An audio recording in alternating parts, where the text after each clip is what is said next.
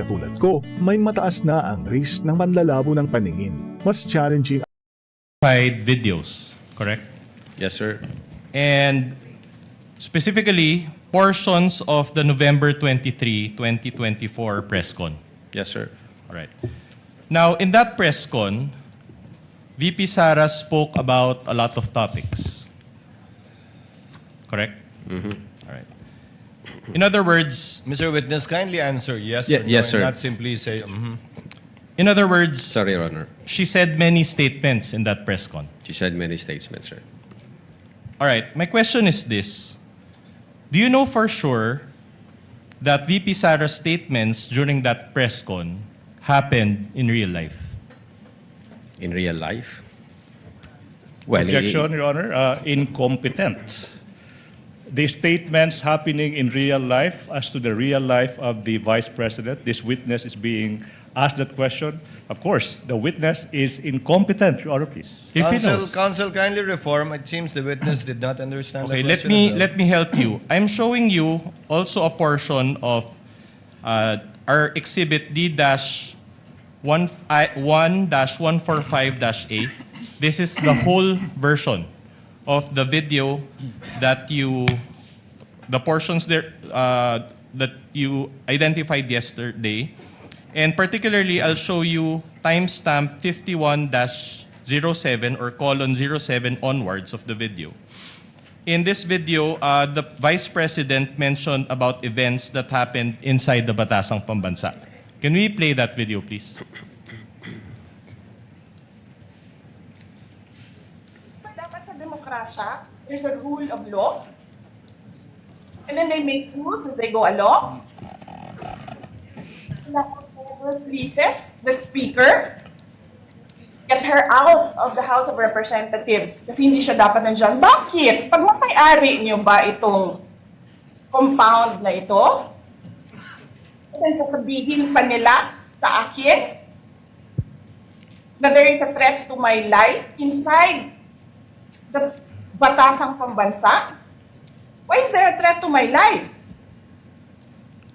All right. My question to Your you Honor, is Your this. Honor, point of clarification, if I may, Your Honor, please. Counsel for the prosecutor is recognized. Your Honor, there is a video that is marked in evidence capturing the events on November 23, 2024.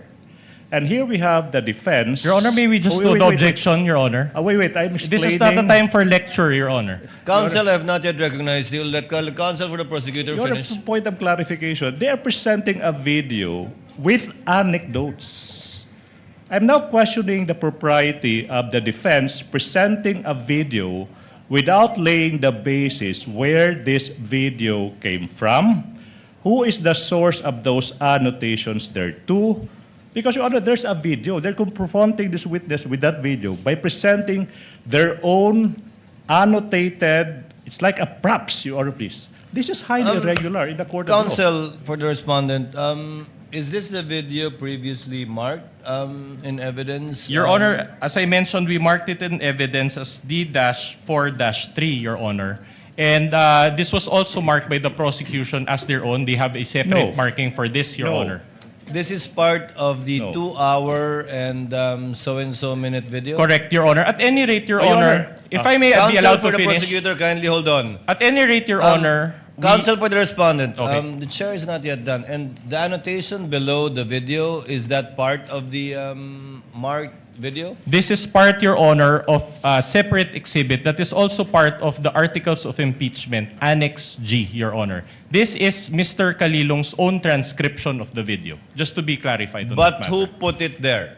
We just placed it there, Your Honor. So we're making him identify actually the video as well as the appropriate transcription, which are both part of the Articles of Impeachment and Annex G9. Presiding officer will allow it. Witness may answer. So the question is, can you confirm for certain that these statements or any part thereof happened in real life? Can you give me the timestamp, Your Honor, para ma-compare ko siya? Timestamp 51-07. Your Honor, if I may refer to my notes. You may do so, sir. Anong timestamp, sir? 5107.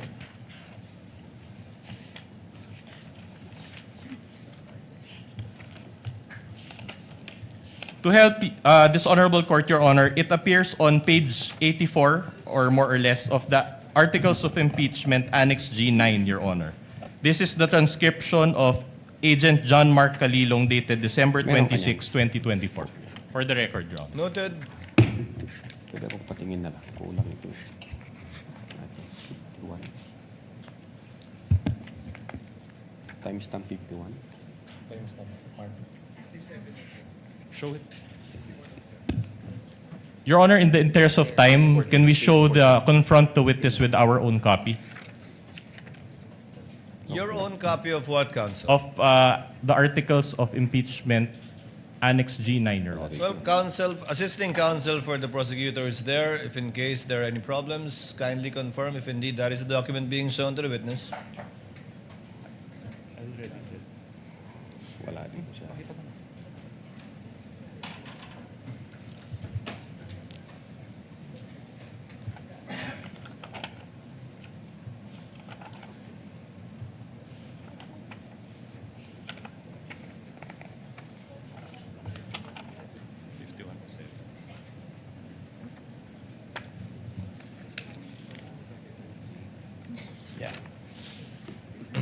Page 14. Page 14. That is page 14 of the Affidavit of Transcription. Page 14. Saan ito? This is page 14. Saan dyan? Your Honor, I manifest that we are showing that specific portion on the transcript prepared by Agent Calilong of the NBI.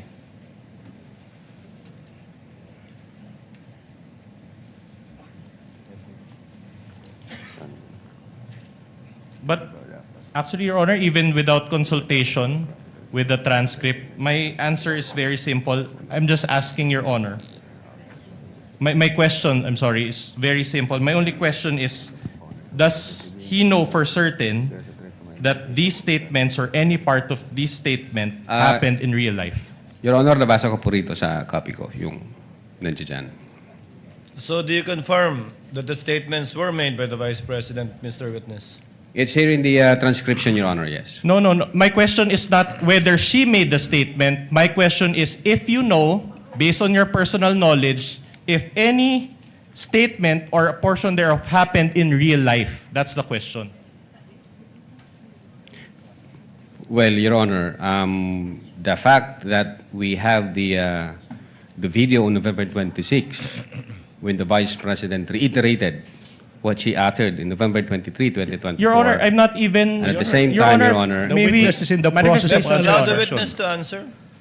Your Honor, we invited the media personalities who have personal knowledge on that date and on that online press conference. And nung tinanong namin sila kung nag-participate sila, sabi nila yes, nakausap nila yung Vice Presidente, nagbigay sila ng mga katanungan. So definitely yes, nangyari po yun. Your Honor, may you manifest, Your Honor, make a manifestation? Yes, counsel. Your for Honor, this. it appears that the witness is not being responsive to our question. He's talking about something that I did not ask. We are only focusing on this particular statement. We will show other statements later on. And we cannot get an answer from him if he knows. Counsel, even I am confused with the question happened in real life. I think some of us are too.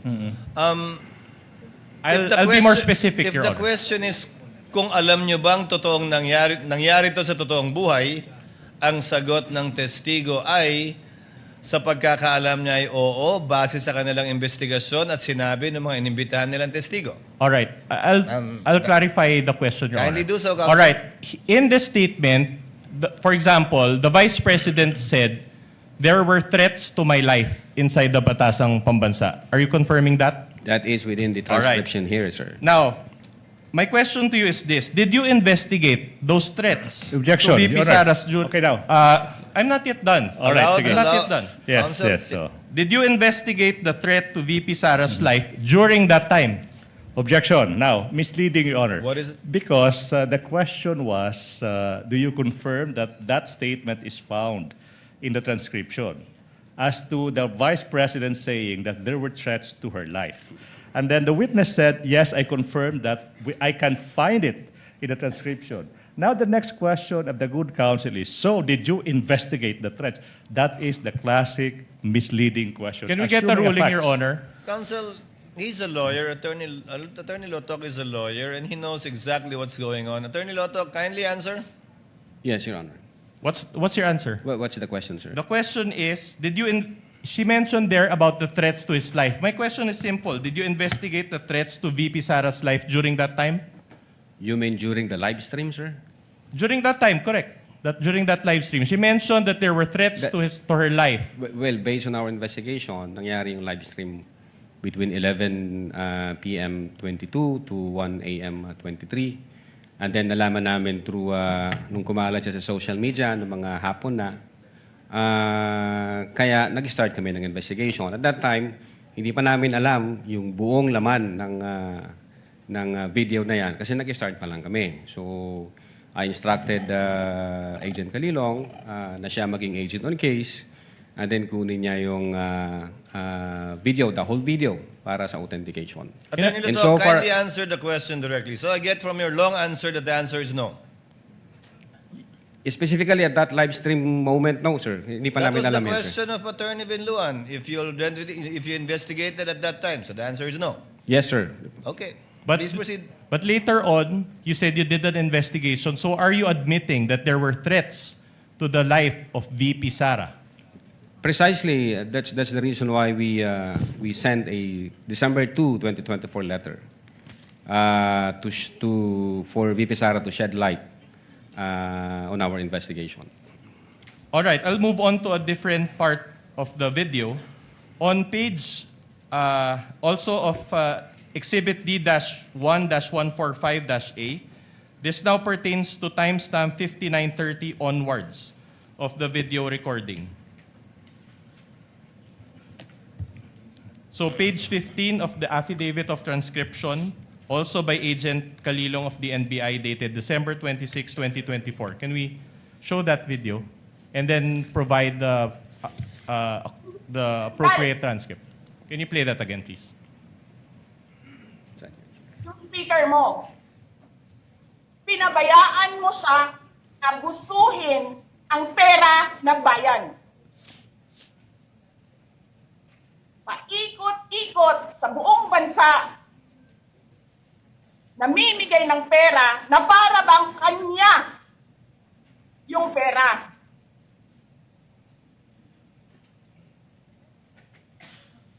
Eh di ba nga, lagi niyo sinasabi separation of powers? Anong trabaho ng legislative branch? Gumawa ng batas. Anong ginagawa ni Martin Romualdez? Nagdidirect ng DSWD, namimigay ng ayuda,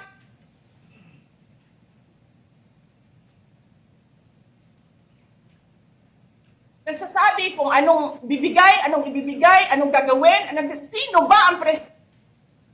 All right. So my question to you is this. Okay, having watched that video and read the transcript, my question is very simple. Do you know for sure if this statement by the Vice President or any part thereof happened in real life? Well, Your Honor, as I've said, I've answered already.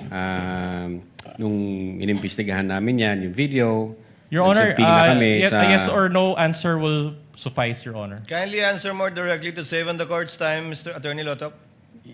Your Honor, based on our investigation, yes, it happens in the natural order of things. Nangyari talaga yan.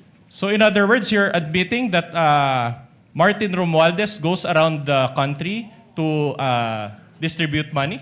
I'm saying nangyari ho yung utterances na yan. That's not my question. That's precisely my point. I'm not asking if she made the statements. I'm asking if the truth of these statements you have personal knowledge of. So be more direct in your answer. That's why I have to object now, Your Honor. Now, there are several statements made, and then the witness is being asked, do you confirm these statements? Compound question. Exactly, that's the reason why we don't allow. There are so many statements o sinasabi gumawa ng batas. So siguro yung tanong is this happen? Did this happen in real life? So this witness being confronted with several statements, and he is being asked to answer a yes or no. That's why it's compound question. Your Honor, my question is the statements or any part thereof, Your Honor. The witness is smart enough to answer. He can just clarify.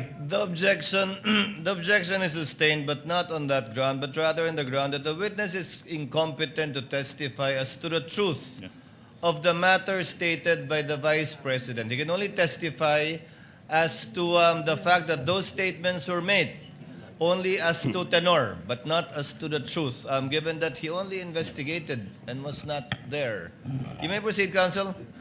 In that case, Your Honor, if we confront also, just a manifestation, Your Honor. Yes, you may proceed. In other words, Your Honor, we would like to manifest, Your Honor, based on that ruling of the court, that even if VP Sara said that she already talked to a person, then we cannot confirm the truth because this witness does not have personal knowledge. That's a conclusion. Objection. That's just a manifestation for the court's appreciation. the- Can I just proceed with can I my make next a question, counter Your Honor? manifestation, Your Honor, please? Counter manifestation, please.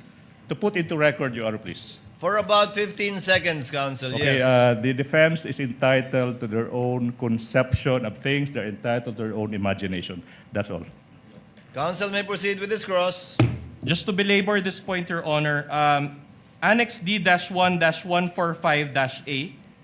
Anyway, Your Honor, they showed around 7 to 8 videos yesterday, so we'll show about 4. This pertains to timestamp 1-08-58, and we will also present page 17 of the affidavit of transcription, also by Agent Kalilong, dated December 26, 2024. In this video clip, the Vice President mentioned about the former Speaker of the House and the confidential funds of the Office of the President. Can we play that video?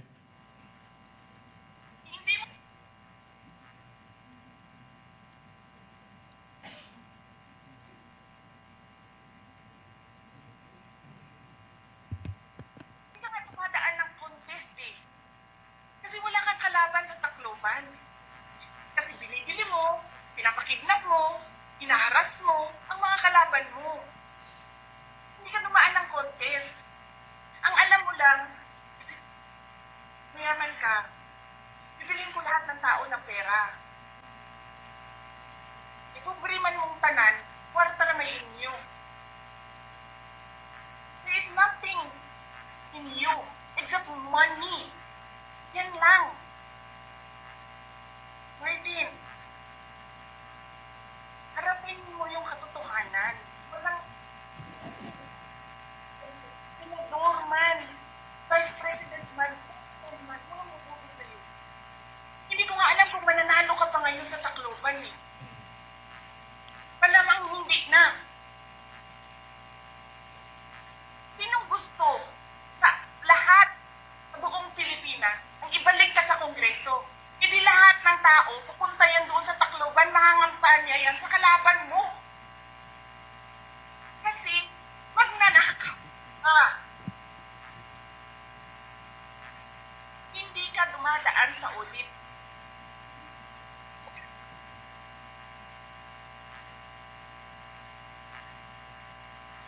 Milyon-milyon, buwan-buwan, certification lang ng congressman.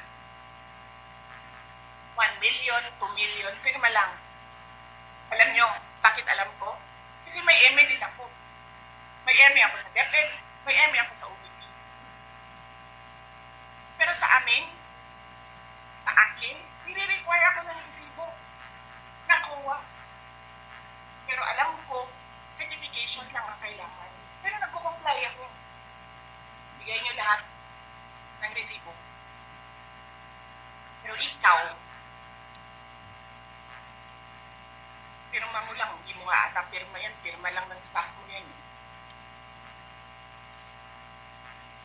Milyon-milyon dyan sa Committee on Accounts, lumalabas ang pera.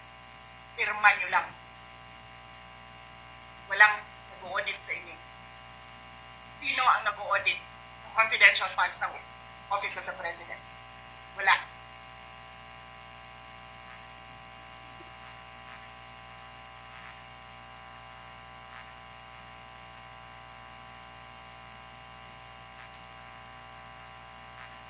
Yan ang Pilipinas. Yan! Ang bagong Pilipinas.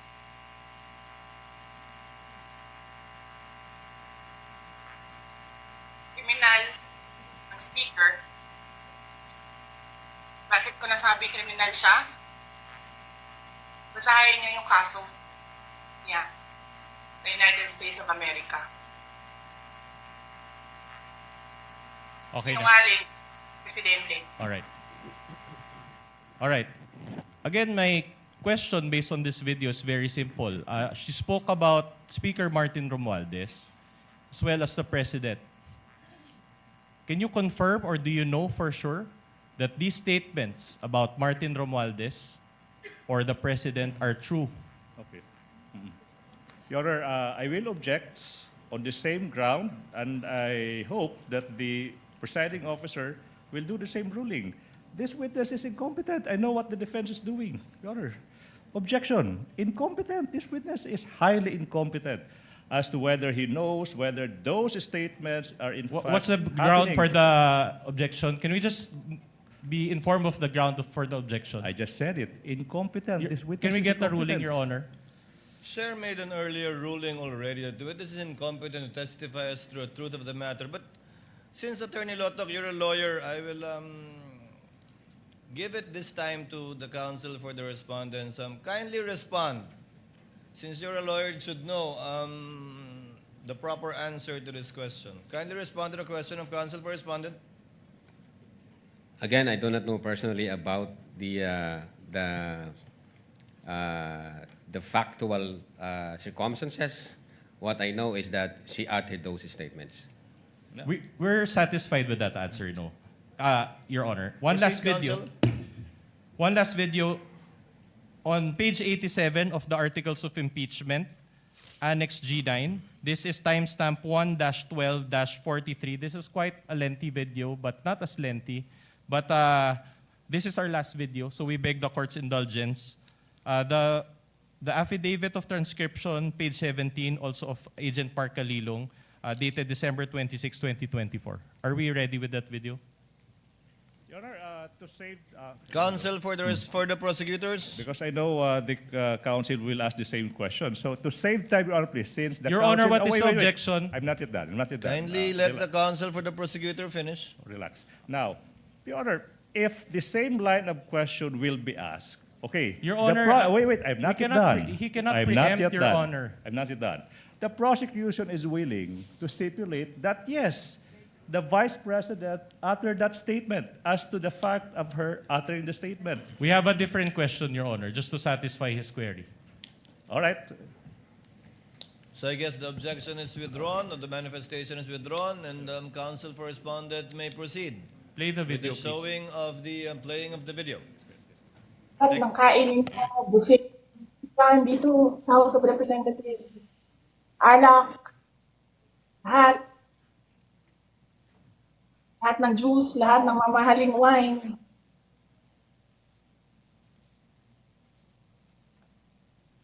Pero yung taong bayan,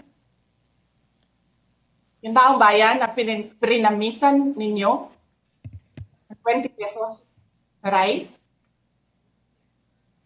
yung taong bayan na hindi ninyo pinupuntahan sa mga komunidad nila, ano sabi nila? Asin lang okay na mi, anad naman mi anak. Ganyan ang bayan natin. Okay na lang kami sa asin. Saan ka nakahanap ng bayan na ang tao, because of their hopelessness, because there is no functioning government, umukay na lang sa asin.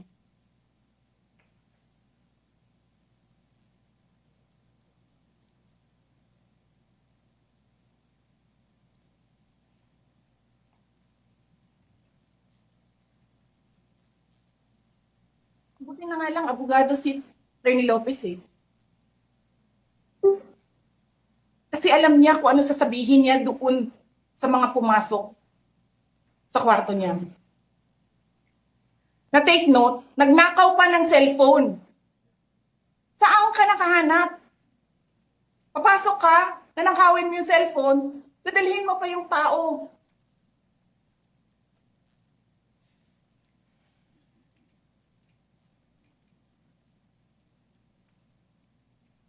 Diba?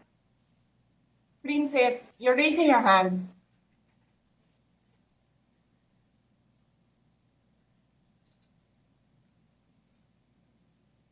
Hello? Naririnig po ba ako, Princess Maui? Yes. Oh, thank you. Good morning po, Madam Vice President. Thank you so much nga po pala sa dala niyong hopya nung hearing na pumunta kayo for PRRD. Kami yung nasa likod niyo po, yung tinawag nilang bastos kasi pumalakpak kami because of Congresswoman Cardema. Yan. Thank you, ma'am. Nakakain kami. Ako po ay natatakot kumain ng pagkain doon mamaya. Ma'am, mag-iingat po kayo. Nasa teritoryo kayo ng kalaban. Okay lang Nag-aalala po kami para ma'am, kasi sila naman na eh. Sila talaga yung bastos eh. You reap Opo, what you okay. sow. Yeah. Mag-iingat po kayo kasi sa dinami-rami po ng inyong mga pasabog ngayong gabi, it seems like marami po talaga kayong alam about them, no? Dahil sa pagkakasama niyo sa kanila during the campaign and during the 2022 elections. Baka po mamaya kasi totoo yung mga naririnig namin or yung, I don't know if it's true, na meron daw silang Operation Romanovs and baka bala kayong ubusin ang inyong pamilya dahil hadlang kayo sa kanilang mga balakin in the future. So mag-iingat po kayo. Kami po kasi kami ng EDSA Friday Group, kami yung bumababa every Friday dyan sa EDSA because we believe yan yung tamang venue sa dinami-rami na ng problema natin. Ang kaya lang naman po namin gawin ay manawagan na bumaba na yan. Eh ano po kaya ang remedy naman ninyong mga nasa posisyon or ng mga kayang labanan itong napakarami na pong ginagawang korupsyon at krimen laban sa taong bayan? Ano po ang pwede nyo maging remedy para matapos na ito? Lalo't nagsisigaw na po ang taong bayan na mag-people power na. Yes. Huwag ka mag-alala, ma'am, sa security ko. Kasi may kinausap na ako na tao. Sinabi ko sa kanya, kapag pinatay ako, patayin mo si BBM, si Lisa Araneta, at si Martin Romualdez. No joke. No joke. Nagbilin na ako, ma'am. Pag namatay ako, sabi ko, huwag ka tumigil hanggang hindi mo mapatay sila. And then he said yes.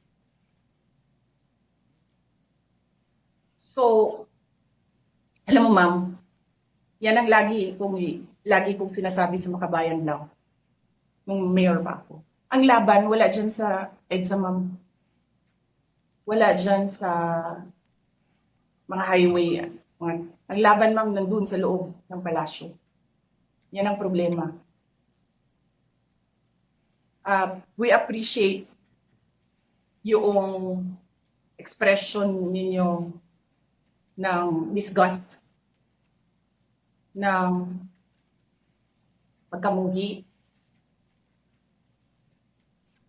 ng hopelessness, kasi it reflects kung ano yung nararamdaman ng marami, milyon. Alam ko yan, ma'am, kasi kahit saan ako pumunta, ako ang sinasabihan, binoto namin yan dahil sinabi mo, iboto namin.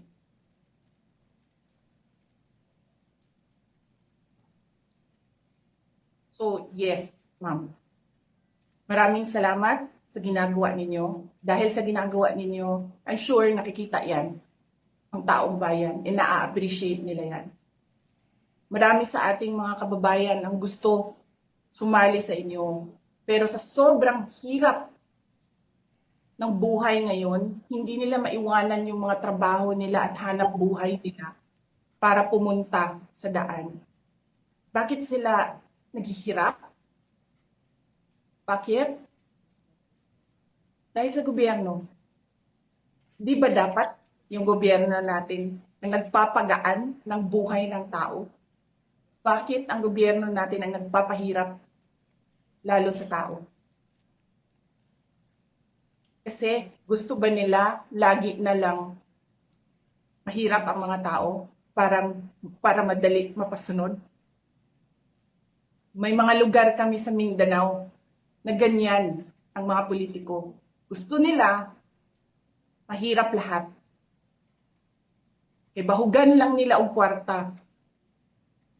Governor na sila, mayor na sila, congressman na sila. Hanapin niyo, ma'am, yung mga lugar na sobrang hirap sa Mindanao. Tingnan nyo anong gawain ng politiko. Pinapakain lang ng pera ang tao. Binabastos yung kanilang pagkatao dahil wala silang pakialam. Attorney Lotok, she said a lot of statements in that portion of Yes, the sir. video. In fact, that statement included the statement which you investigated, correct? Included in the transcription, sir, yeah. All right. Now you get the point. My question to you is this. Can you confirm now that the statement she made about BBM, FL, and the former speaker, and the congressman relating to various acts of corruption are true and happened in real life? As to the existence of that utterances, yes, sir. All right. So you just admitted that the congressmen are all corrupt. As to Okay, the thank you for that. existence Thank you of for that utterances, direction. yes, sir. That is a foul side remark. She said she. The I wasn't counsel the one who is said it, Your twisting Honor. the answer of the witness. If the I may, witness can I was the one who finish? said yes. Counsel Can I for the finish? parties, kindly settle down. Can I finish? The witness said that he confirmed as to the fact that the utterances were made. That's why, Your Honor, I objected. Kindly be more specific. Attorney Lotok, you know what's being asked for. Yes, sir. Finish and complete your answer to avoid the misunderstanding. Based on our investigation, as to the existence of that utterances, yeah, dahil may mga pieces of evidence kami. But whether or not nangyari yan, wala ho akong personal knowledge, sir. All right. In the same way, you also do not have personal knowledge that VP Sara contracted an assassin, correct? Your Honor, the video dated November 26, 2024, the Vice President reiterated. It's and in answerable by fact, yes or there no, Your was- Honor. How can he be? He's answering. How can he be? Counsels, kindly settle down. This is not a college debate. Attorney Lotok, the question was simple. Kindly answer the question directly. Yes, sir. You That do not did- have personal knowledge. That utterances made by the Vice President that she contracted a person, I do believe that, sir, because of the pieces of evidence that we've gathered, sir. No, I'm not asking whether or not she said those statements. I'm asking if you have personal knowledge based on this that the Vice President really contracted an assassin. Ask and Or, answer. sorry, a person. Objection, ask and answer. Witness time will around. answer. Based on our investigation, Your Honor, we do believe that the Vice Attorney President... Lotok, the question was, do you have personal knowledge? As to the fact of the utterances, and then when the Vice President reiterated that in Attorney November Lotok, you're a 26, smart yes, sir. man. Just answer the question. Do you have personal knowledge? You said that as to the other parts, you do not have personal knowledge. But now, my question to you is as to the part whether VP Sara talked to that person about BBM and FL and the speaker, do you have personal knowledge or not? Pwede ko pong i-explain, Your Honor. No, please? just answer the question, yes or no. Your Honor, I think Attorney Lotok, this is not the first time you attended a trial. I'm sure counsel for the prosecutors and redirect will be able to clarify whatever you want to clarify. But in the meantime, answer the question of counsel for the respondent. Yeah. We do believe that the Vice President had contracted, but I don't have personal knowledge. Kung personal knowledge ang gusto niyong malaman. Pero we do believe, based on the evidence that we've gathered and based on our investigation. Thank may you for proceed, that counsel. admission. All right. The press con was broadcasted to the general public, correct? Social media, sir, yes. In other words, everybody listening to it could hear the statements made by VP Sara. We believe so, sir, yes. Are you aware that the Vice President is a lawyer? Yes, sir, of course. That he has, of course, a law degree and passed the bar exams? Yes, sir. With the first attempt and with the rating of 80%, are you aware of this? I heard it in the news, sir. Oh, she has a higher grade than most of the lawyers here. But are you aware that she also worked as a court Objection, relevance, attorney? Your Honor. Relevance. Objection, Counsel for the relevance. respondent, kindly avoid those Yes. We will comply, Your disparaging Honor. statements, given that there are a lot of lawyers here and you don't know what their grades are. I can... We will comply, Your Honor. So my question to you is this. If she was serious about her alleged plan involving BBM, FL, and the former speaker, does it make sense for her that she would publicly announce this to the general public? If you know. I don't know that, Your Honor. All right. In fact, you showed in your direct examination, you also showed portions of the October 18 press con, correct? Yes, sir. And that press con was also done in general, before the general public, correct? I believe so, sir. All right. Based on your investigation or your experience as an investigator, kapag may balak bang patayin ng isang tao, sinasabi ba nila yung plano nila sa general public? Well, kapag may grave threat, sir, naririnig yun ng ibang tao. All right. My more important question to you is this. Did VP Sara directly say her statements to BBM, FL, and the former speaker? Well, the fact na sinabi niya yan in public, Again, Your Honor, definitely may narinig we yun ask ng for a more presidente. responsive answer? Attorney Latok, kindly answer. The answer is actually quite obvious. It's a simple question. Did the Vice President utter those statements directly towards the persons allegedly threatened? We believe so, Your Honor, because the utterances was made in public. So what's the answer? We Did believe so, VP Sara directly say those statements to BBM, FL, and the former speaker? Ask and answered. He said, we believe so. But we did not get the responsive answer, Your That's Honor. the Can answer. we You ask didn't the get it. witness to give a more responsive answer? That's his answer. We believe so. Yes, that's a yes. That's so clear. Without putting words into the mouth of the witness, I will be the one to ask. Attorney Latok, you meant yes, right? Yes, sir. Proceed, counsel. All right. Are you aware that in one interview following the press con, BBM mentioned that he was open for reconciliation with the Vice President? I'm not aware of that. Not aware, okay. I'll make you aware today. Can we play D-4-12, please? Mr. President, kayo po ba sa puso ninyo, gusto niyo bang makipagkasundo pa sa mga Duterte? Oo. Ako, ayoko ng gulo. Gusto ko makasundo sa lahat ng tao. Mas maganda, wala na. Marami na akong kaaway. Hindi ko kailangan ng kaaway. Kailangan ko kaibigan. Kagaya ng sabi ko sa'yo, pagka... Hindi ko... Magko-confess ako dito. Pwede naman po, para akong pari po nito ngayon na po. Ewan ko, kahit hanggat maaari, ako, ang habol ko ay yung stability, peaceful, para magawa namin yung trabaho namin. Kaya ako, laging akong bukas sa ganyan. I'm always open to any approach na, alika, magtulungan tayo. Diba? Kahit hindi tayo magkasundo sa polisiya, hindi tayo magkasundo. Gawin yung trabaho, pero wag na tayong nanggugulo. Wag na natin, tanggalin natin yung gulo. All right. Attorney Lotok. So based on that video, BBM was open to reconcile with VP Sara, correct? Anong date po ng video, sir? We will provide the date in a while. They're researching on it. But even without the date, you can confirm. Di gusto kong malaman kung anong date, sir. So you cannot answer the question without us providing the date of this Tininan interview? ko kung ilang buwan na yan after nung November 23. All right. Move on, counsel. While you're checking on the date, you can go back to that topic.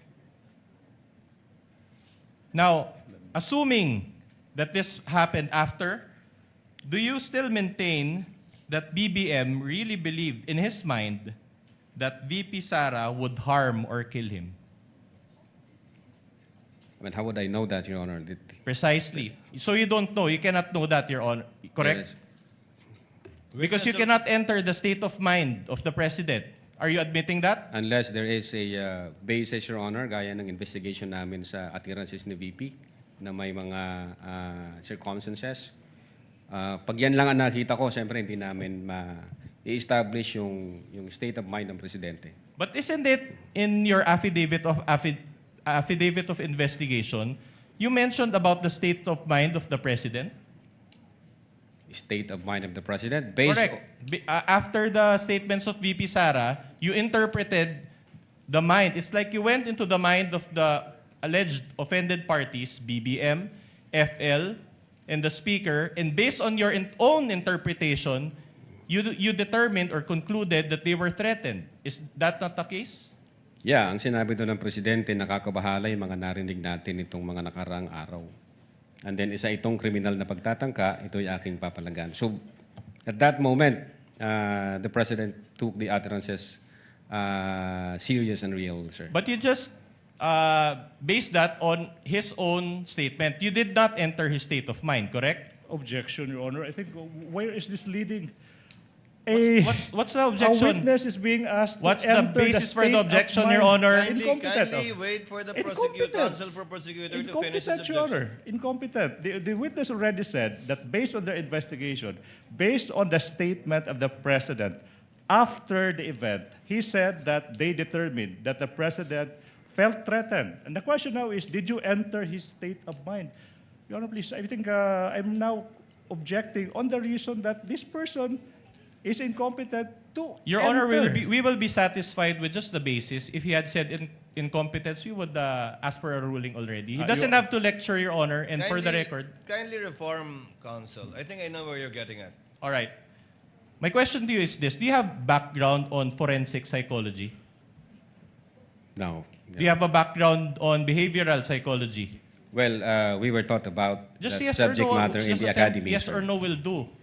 Do you have a forensic psychology department in the NBI's cybercrime division?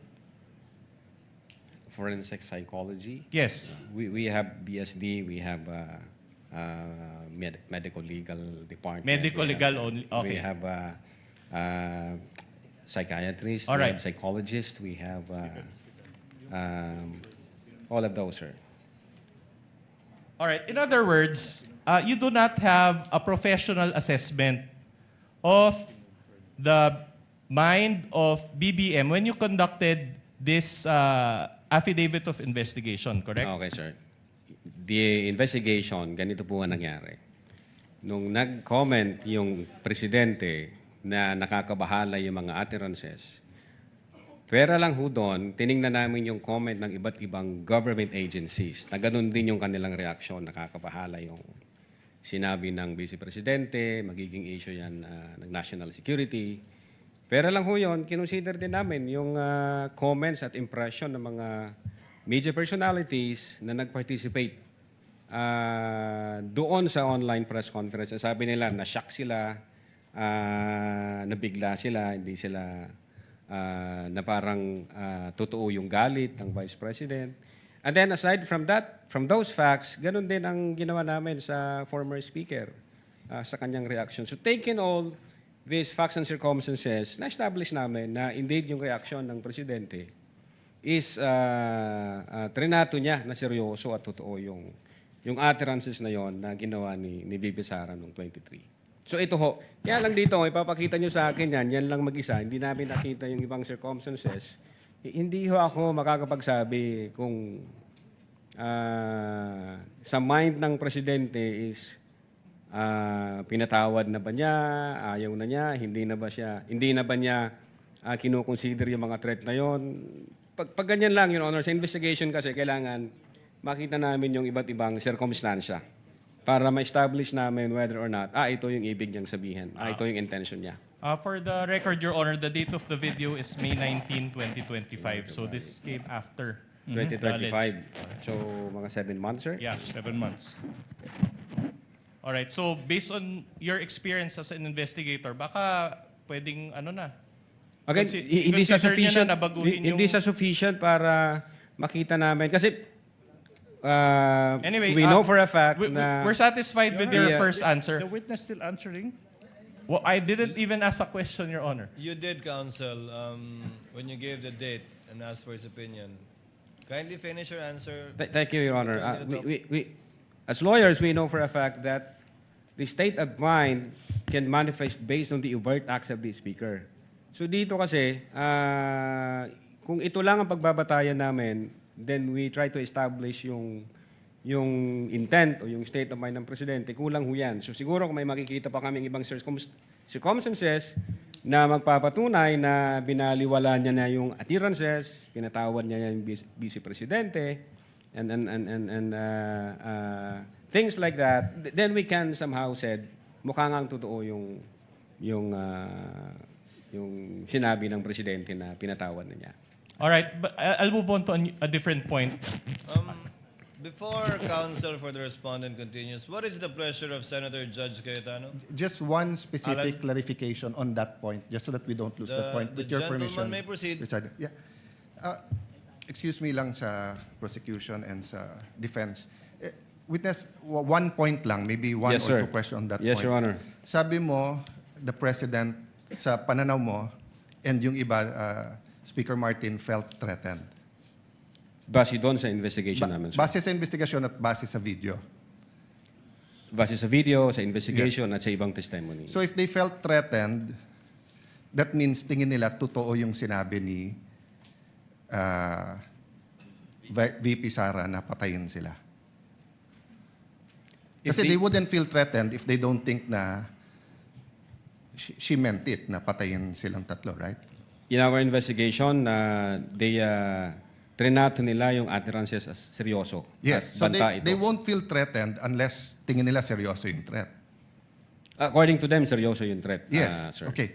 But the threat was, pag pinatay niyo ako, papatayin ko kayo. So kung hindi naman nila sila balak patayin, why would they feel threatened? Unless you're saying now, you think, balak nga nilang papatay si Vice President. Actually, sir, ito, from the point of view of law enforcement like us, yun nga yung naging alarming na issue doon na sa amin, sir, sa No, amin I agree. I'm also, Mr. Vitessa, I'm also alarmed with the language, with saying that. I'm alarmed with what's happening in our country, in flood control, etc. But that's not my point. My point is, in your investigation, para maging grave threat, kailangan yung party na trineten feels threatened. Pero ang sinabi ni VP Sara, pag pinatay ako, patayin silang tatlo. So kung wala naman silang tatlo balak na patayin siya, why would they feel threatened? Did that not come into your mind as an investigator? What comes into your mind, Your Honor, is yun nga, yung possibility na God forbids may mangyari sa BP na hindi naman alam nung tatlo, then matitrigger ngayon yung instruction, then papatayin yung tatlo na hindi naman nila alam. At the same time, No, may mga ibang grupo Then in na- that case, hindi ba logical, because you're the President of the Philippines, you order the PSC to make sure that walang mangyari sa kanya rather than baliktad na tinanggalan siya ng security. Nung I'm just following your logic. I won't Yes, I sir. won't argue. Finish your ano, and I'm satisfied, Mr. President. I'm just trying to figure out nga no how you came about yung gave threats given Yeah. na ang sinabi niya kung papatayin ako. So We- finish your answer so that we can. we qualify that grave threats sa term namin as event-based condition na yun nga, pag nangyari yung event, magti-trigger ngayon yung threat. Now, insofar as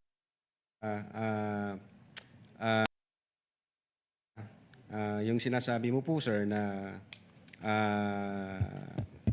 pag namatay si Vice President, tsaka papatayin ngayon ng tao na inutusan niya, yung tatlo, ang isa sa alarming, na very alarming part na nakita namin, yung mga sasakay ho na grupo po eh. Kasi, God forbid, pwedeng mawala ang Vice Presidente but not necessarily sila yung dahilan. Pwedeng namatay siya for one reason or the other. Then, ang impression na ng marami, ang may kasalanan nito, yung tatlo. So, again, magkakalabo-labo na yan.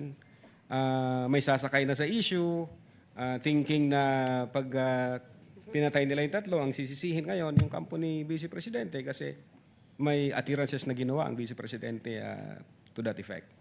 So, yun ho yung sa investigation namin. Now, insofar as pumasok ho yung elements ng grave threats, yeah, we believe na pumasok yung elements ng grave threats kasi nasatisfy ho lahat ng elements ng grave threat based on the revised penal code. I'm assessing your answer, but malayo na malapit yung sagot mo dun sa triggering events, ha? Kasi parang logical, di ba? Dahil sinabi niya yon, baka may gumawa. Hindi nga mag-trigger, papatay sa kanya. So para matrigger na patayin ang Pangulo, you're saying that VP Sara is asking other people to kill her so that they can kill Marcos. Di sana, sinabi na lang niya, patayin niyo si Marcos.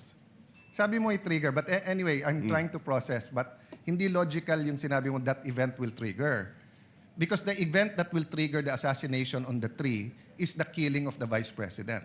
And the Vice President will not tell people, kill me so that you kill them. Precisely, Your Honor. Ang death kasi, for instance, mamatay ang Vice Presidente, it does not necessarily follow na yung tatlo yung nagpapatay base doon sa attirances. Pwede kasing mamatay yung Vice Presidente for one reason or the other. And again, since walang makakalam kung sino ang pumatay dyan, ang impression ng mga tao ngayon, matitrigger ngayon yung instruction. Pag na-trigger yung instruction, pwede na ngayon sumakay yung iba-ibang grupo thinking na kahit mabulilyaso ang sisisihin dito, ang Vice Presidente, kasi nga may attirances na ginawa ang Vice Presidente in public. From the point of view of law enforcement, ang gulo nun, Your Honor, matter of national security po yun. It's a matter of national security, Your Honor. Counsel for the respondent may proceed with his cross. So just to, before I leave this point, at any rate, you made all those observations and conclusions without any background on forensic What do you mean? psychology, correct? I don't have background for forensic All right. psychology. Okay, that's enough. Now, I'll go on to a different point. Let's talk about the context of these statements. The press con included a question and answer portion. Again, sir?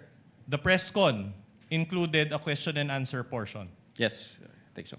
And the VP Sara statement, which you investigated, was an answer to a question that was asked during the press con. Yes, sir. And in fact, the focus of your investigation was VP Sara's answer, correct? What kind of answer, sir? Answer to the question asked in the press con. Can you tell me the specific questions and the specific answers? You were sir? the one who investigated it and you don't know the statement that you Objection vague. investigated. I will Marami yung object vague. question doon, maraming answers, sir. Saan po Exactly. doon ang tinutukoy Objection na? vague. Sustained. Kindly reform, counsel. All right. In our exhibit D-1-145A, I will read the transcription. This is the transcription also by John Mark Kalilong, dated December 26, 2024. A certain Princess Maui asked, Counsel may approach from both parties to assist the witness. mag-iingat po kayo kasi sa dinami-rami ng pasabog ninyo ngayong gabi, it seems like marami po talaga kayong alam about them dahil sa pagkakasama ninyo sa kanila during the campaign and during the 2022 elections. Baka po mamaya kasi, totoo yung mga naririnig namin, I don't know if it's true, na meron daw silang Operation Romanov. And baka bala kayong ubusin ang inyong pamilya dahil hadlang kayo sa kanilang mga balak in the future. So mag-iingat po kayo. My question to you is this. Will you agree that based on this question by one Princess Maui, there was also a threat against VP Sara and her family, namely Operation Romanov? Well, sabi ko nga, narinig ko yung term na Romanov nung binigkas yun ni Mayor Baste noong January during Maisog Rally.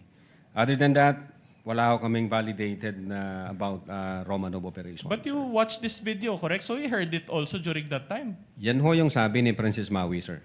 So you heard Then, it. nag-invite kami kay Princess Maui, tinanong ko yung agent on case, kung nag-invite ba tayo kay Princess Maui, ang sabi ng agent on case, hindi raw siya nag-appear. All right. Kasi we want to clarify With the things. sir. permission of the counsel for the respondent, what is the pleasure of Senator Judge Rafi Tulfo?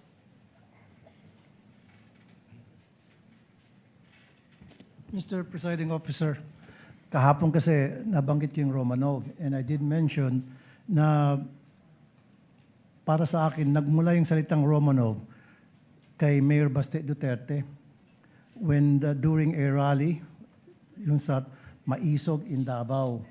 So, ang tanong ko ngayon kay Mr. Witness, matatanong po ba kung ano yung sinabi ni Mayor Baste Duterte patungkol dun sa Romanov that night? Yes, Your Honor, I will try if Can you I tell us? remember it right. Ang sabi niya, Mr. President, sabi niya, remember what happened to the Romanovs. If I'm not mistaken, sir, parang ang sinasabi niya, kasi mayroong... No, I think when you go to bed tonight, continue. Yes, sir, yan. Sabi ko yan. Okay? When you go to bed tonight, think about the Romanovs. Yung po yata yung pagkasabi.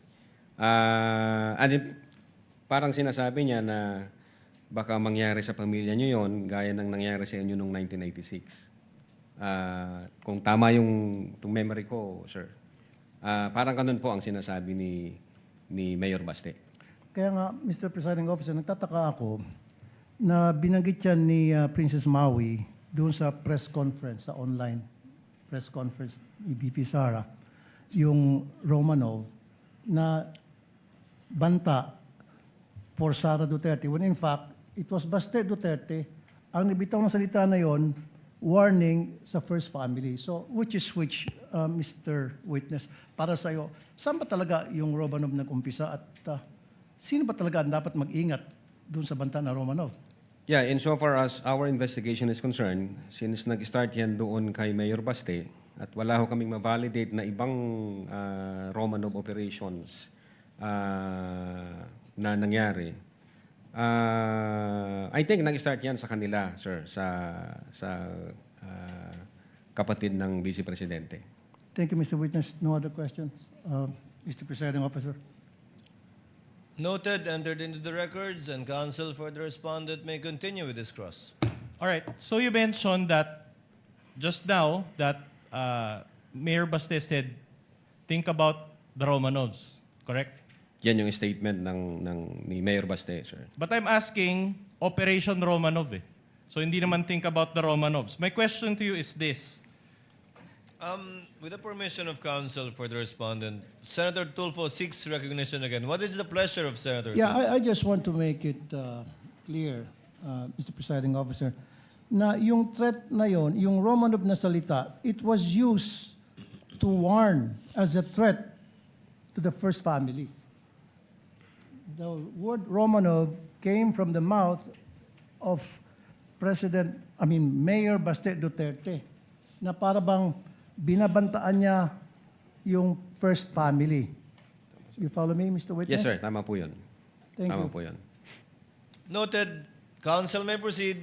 Your Honor, that's my question. Can the witness be allowed to answer that question with a manifestation first before he allows?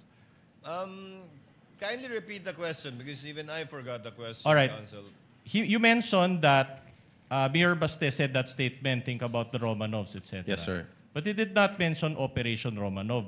It was Princess Maui who mentioned the word Operation Romanov. And I know you don't have, I personally don't have any knowledge about what Mayor Baste said, and that is not the subject of this case. Let's just stick to the facts of this case.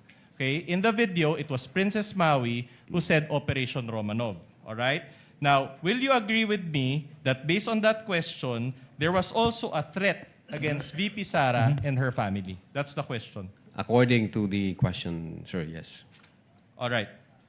Now, you mentioned yesterday that you can motu proprio investigate threats against the Vice President. Under the law, sir, yes. All right. My next question is very simple. Did you conduct a separate investigation on Operation Romanov? Well, since ang focus ng operations namin, sir, is cybercrime investigation, I think ang makakasagot niyan yung intelligence service namin, sir. Insofar as the cybercrime division is concerned, ang focus namin, crimes committed by, through, and with the use of information and communication technology. As to the fact whether or not may Operation Romanov, ang makakasagot po niyan either yung yung intelligence service o yung director ho namin, sir. So insofar as you are concerned, there is no ongoing investigation on Operation Romanov. Again, ang focus ho ng investigation namin doon sa grave threat and then inciting to sedition against the Vice President, insofar as the existence of whether or not may Operation Romanov, siguro makakasagot niyan, sir, yung intelligence service, yung director ho namin. All right. So no. At any rate, are you aware of if the Vice President was the target of unauthorized intelligence or surveillance operations? I'm not aware, sir. All right. With the permission of counsel, Chair will recognize Senator Judge Pangilinan, thereafter Senator Judge Erwin Tulfo. Just one or two quick questions. You may proceed, sir. On the issue of Princess Maui. Opo. And itong investigasyon na sinasabing inimbestigahan ba yung threat against the Vice President. Kung hypothetically dumating si Princess Maui at nagpaliwanag tungkol sa Operation Romanov at sinabi niya ang detalye, Yes, sir. kikilos ba ang Definitely, cybercrime? sir. Ano ang Definitely. gagawin ninyo kung nakuha ninyo yung ganong klaseng impormasyon? We will validate the information first, sir. Ang problema, sabi nga ninyo kanina, hindi nga humarap. Opo, sir. But as in any other case, kung may humarap at pinag-usapan at sinabi ganito yung threat, what is the standard operating procedure of the NBI? We validate first the information, sir. And then pag confirm na, then we will start case build-up, sir. Thank you. Congressman. Thank you. Senator Judge Erwin Tulfo, what is your pleasure, sir?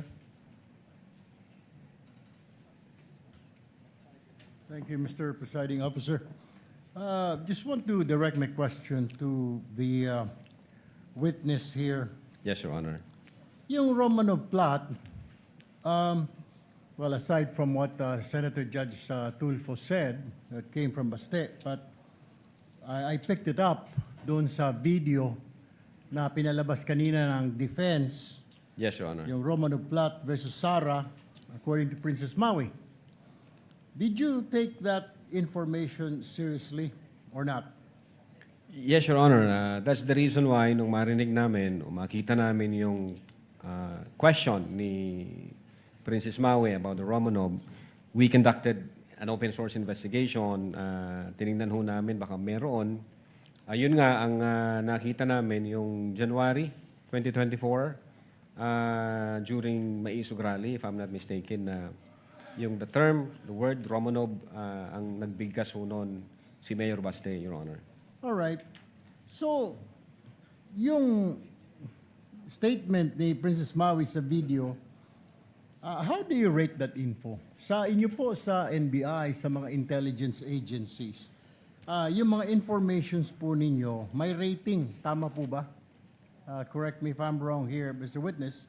For example, pag yung information po ninyo, pag yung information po na natanggap ninyo ay may mga rating po. A1, completely reliable.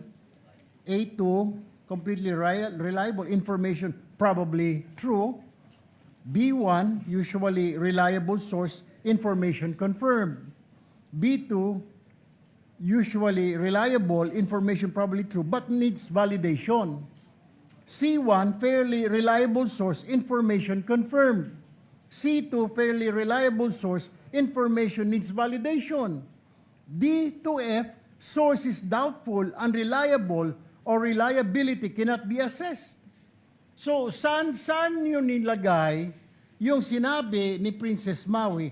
Saan dito sa classification po na ito ng source of information? Is it A1, A2, B1, B2, C1 hanggang DF?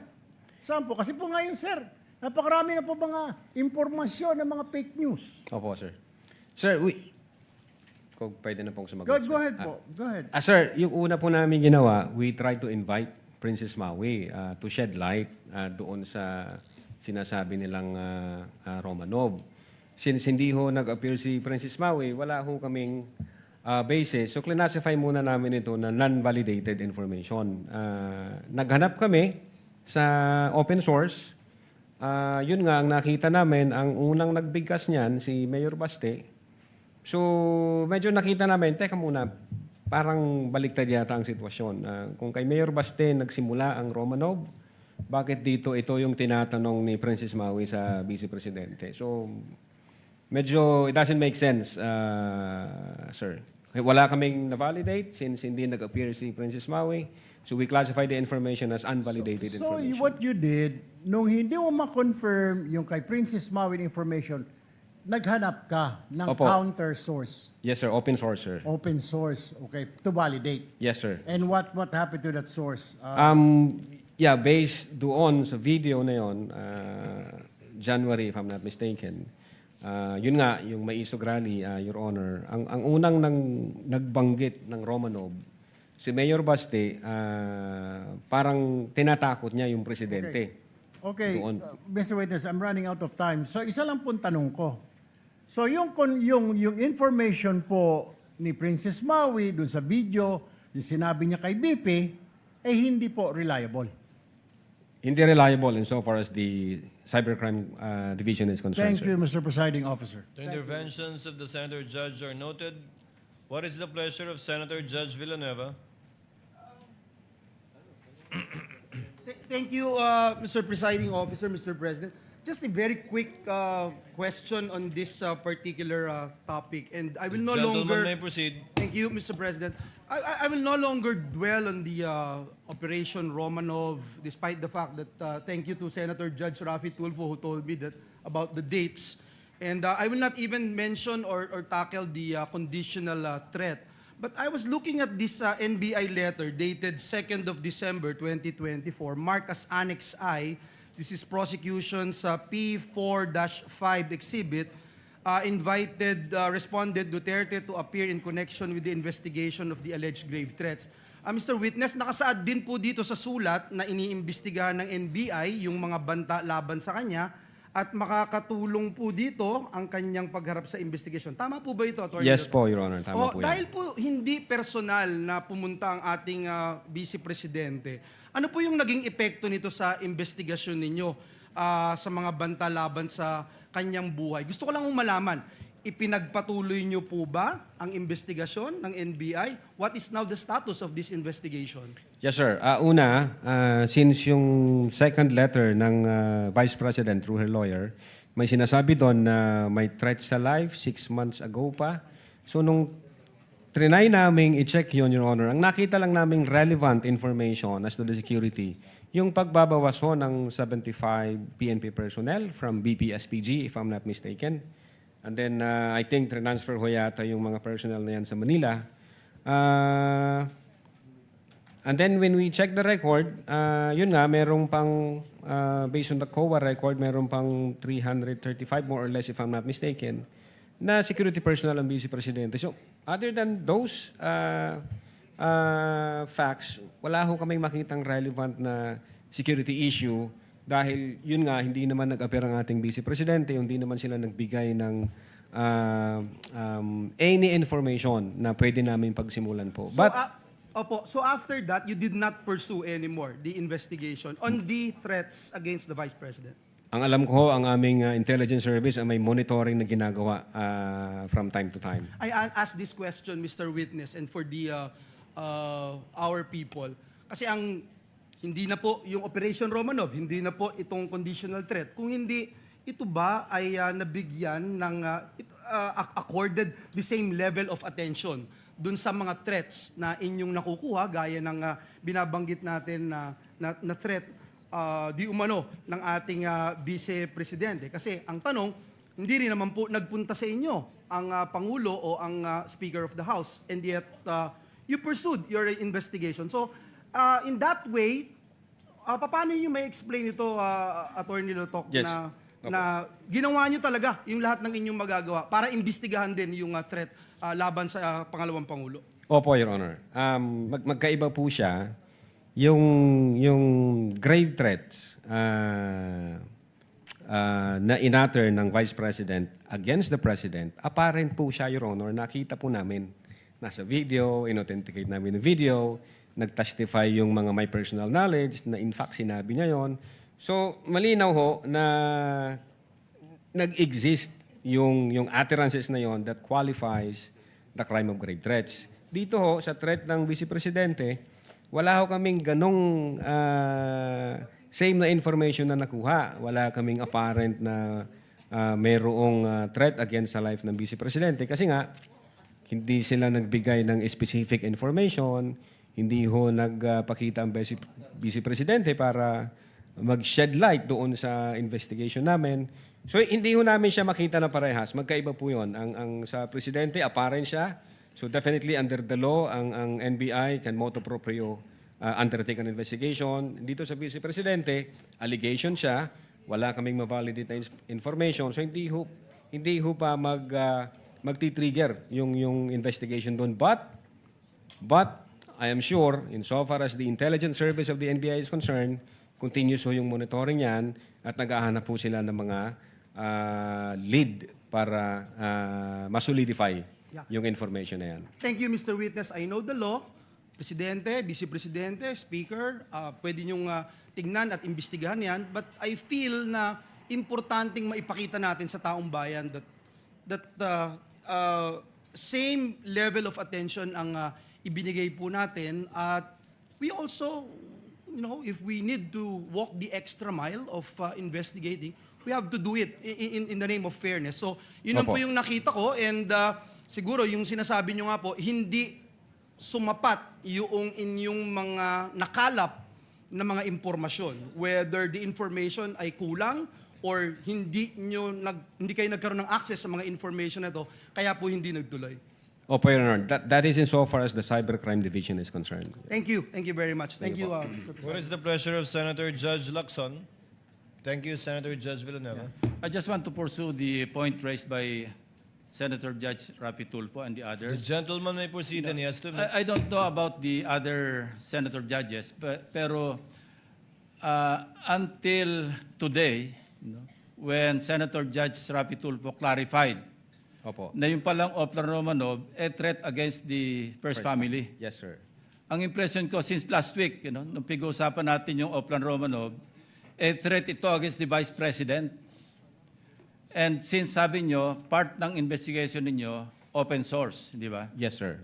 Opo. Yung bang speech ni Mayor Baste Duterte sa Maisog, naging part ba ng open source nyo yun? Part ng In this particular investigation that you conducted? hindi po siya nag-form part as... So kulang yung kasama inyong doon. open source information. Hindi po kami nakafocus sa Romanov, Your Okay. Honor. Okay. Was it also your impression na yung threat do sa Romanov was directed against BP Sara until today? I don't... Please be honest. Yeah. Don't be ashamed. No? Yeah, I don't think so, Your Honor, kasi unang-una, ang context ng Operation Romanov against the first family. I know. So it definitely against the President and his family, Your Honor. Ngayon, nung tinanong ho siya ni Princess Maui, doon nga kami nagtaka, anong ibig sabihin ng Romanov? Anong context niya ng Romanov? Bakit against sa Vice President? Hindi naman sila yung first family. So, yun yung reason po, Your Honor, kung bakit we try to invite Princess Maui na shed us some light para makita namin ano bang ibig mong sabihin doon. Ano ba yung pwede naming i-validate na information para makapag-case build-up kami pag meron. Yes. So bakit hindi naging part ng investigation nyo do sa threat against the life of the President and the First Lady? Kasi family yung binabanggit ni Mayor Basten, di ba? Hindi kasama yung si Speaker Romualdez, hindi kasama yung Chief Justice. Opo. Di ba? Yes, sir. Pero threat against the family, the First Family, Yes, sir. as mentioned by Senator Judge Rapi Tulfo. Yes, Your Honor. So, ang sabi mo, hindi naging part ng investigation nyo do sa inyong investigation report or sa affidavit of investigation, yung open source ng Maisog. Hindi po siya speech. nakasama. Sir. Bakit hindi napasama? Open source din yun eh. That could reinforce yung inyong theory o yung conclusion nyo na meron talagang serious threat against The first family. the President and the others. Bakit hindi nyo ginawang part do sa affidavit of investigation unless pareho tayo na impression na until today, ang alam natin sa Romanov, a threat against BP Sara. Yun ang impression ko since last week, ha? Yun po yung impression namin nung hindi pa namin nakikita That's sa exactly open my source. question, Attorney Lotok. So ngayon nyo rin lang na-realize na yung palang Oplan Romanov, threat pala sa First Family. First family. Opo, Your Honor. Oh, thank you. Noted, entered into the records. I would have Presiding recognized Officer. Senator Go first, but since you're there already, Senator Judge Alan It's Cayetano, just a you may proceed, sir. manifestation and point of information. As Senator Judge Lacson said, no, it's for each judge to appreciate. But let me put context, no. I'm not close to VP Sara. I'm not close to Mayor Baste. Ang kasama ko sa Congress si former Deputy Speaker Pulong. But in the last 4 years, I think I've seen him twice or thrice. Yes, Your Honor. Okay. But my reading nung sinabi ni Mayor Baste is pag natulog ka sa gabi, remember the Romanovs. So we have to look at our history. The Romanovs were evicted via a revolution. Diba? So, Mayor Baste was doing a parallel ng 1986 na paalis yung mga Marcoses via a revolution. But unlike the Romanovs, the Marcoses were given asylum or whatever you call it in Hawaii, and over time, nakabalik until the president became president. Ang Romanovs, inubos sila para nga hindi makabalik. Now, if Mayor Baste was making Romanovs uubusin kayong Marcos, di dapat na-offend si Senator Judge Amy Marcos because she's a Marcos. No? So, secondly, if he made that threat, so if he was saying, may Oplan mo, Romanov or Maro-Romanov kayo, I'm sure the PNP or the Presidential Security Command, the National Council, would have filed a case against Baste. So I just want, it's fair that you mentioned him, it's fair sa investigation mo, but I don't think we should draw a conclusion here that Mayor Baste was threatening the First Family because remember, there's a thin line between a warning and a threat. So pag sinabi ko sa iyo ngayon, witness, pareho tayong abogado, kompanyero, pareho tayong taga-Ateneo, mag-ingat ka sa sasabihin mo. That could be a fair warning. That could be not a threat, di ba? But kapag ka may threat talaga na pinarating ko sa iyo, pag hindi ko gusto ano mo, kakasuhan kita, that could be a illegal threat, di ba? Pero pwedeng warning. So I just want that on the record, Mr. Presiding Officer, Mr. Senate President, because everyone's watching, and in the same manner, we have to be fair to the First Family. We have to be fair also to Mayor Baste and to the Dutertes, that rather than draw a conclusion that there was an actual. So the Council for Defense was making a distinction, mentioning Romanov and Oplan Romanov are two different things. It may be the same, it may be different thing. For all we know, narinig ni Mayor Baste na sila Romanov, kaya binanggit niya pabalik. We don't know. I don't know. I haven't discussed it with anyone. I haven't discussed it with the few senators na kaibigan ko dito. So let's just be circumspect and careful from making conclusions. But as far as it is relevant, Mr. Presiding Officer, I appreciate the answer of the witness. Thank you. Thank you, Your Honor. Senator Go, thereafter, Senator Padilla. Senator Go, you have 2 minutes, sir. Thank you, Mr. Presiding.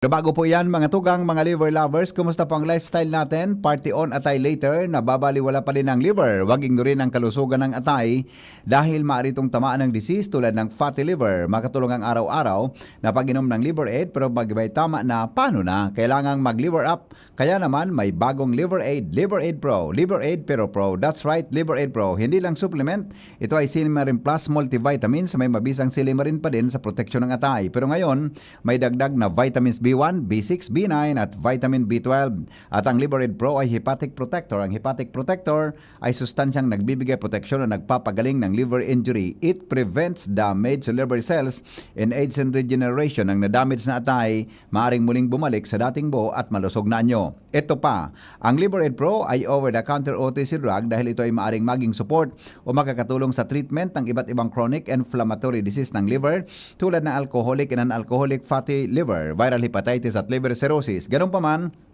OTC ang Liberaid Pro, hindi kailangan ng doctor's prescription. Proper diet at exercise kasama ang araw-araw na pag-inom ng Liberaid, yan ang kailangan natin para sa malusog na tay, kaya mag-liver up na. Ang Liberaid Pro ay available po sa Mercury Drug, Watson, South Star Drug, and leading drugstores nationwide, Silimarin Plus, multivitamins sa generic name of Liberaid Pro. If symptoms persist, consult your doctor. Magbabalik po iba pang mga pangyari sa tuyang kapalibutan, magalipas kan mga patalastas. An oras hatod sa Indokang. Plemex for Kids. Mommies, agapan agad ang ubo at plemang nakabara. Pambatang lagundi. Plemex! Liver Aid Silimarine Capsule. Ang good drinks at good food, perfect combo. Isama pa ang Liver Aid. It's liver lover, boys! Tagulan na. Uso na naman ang ubo.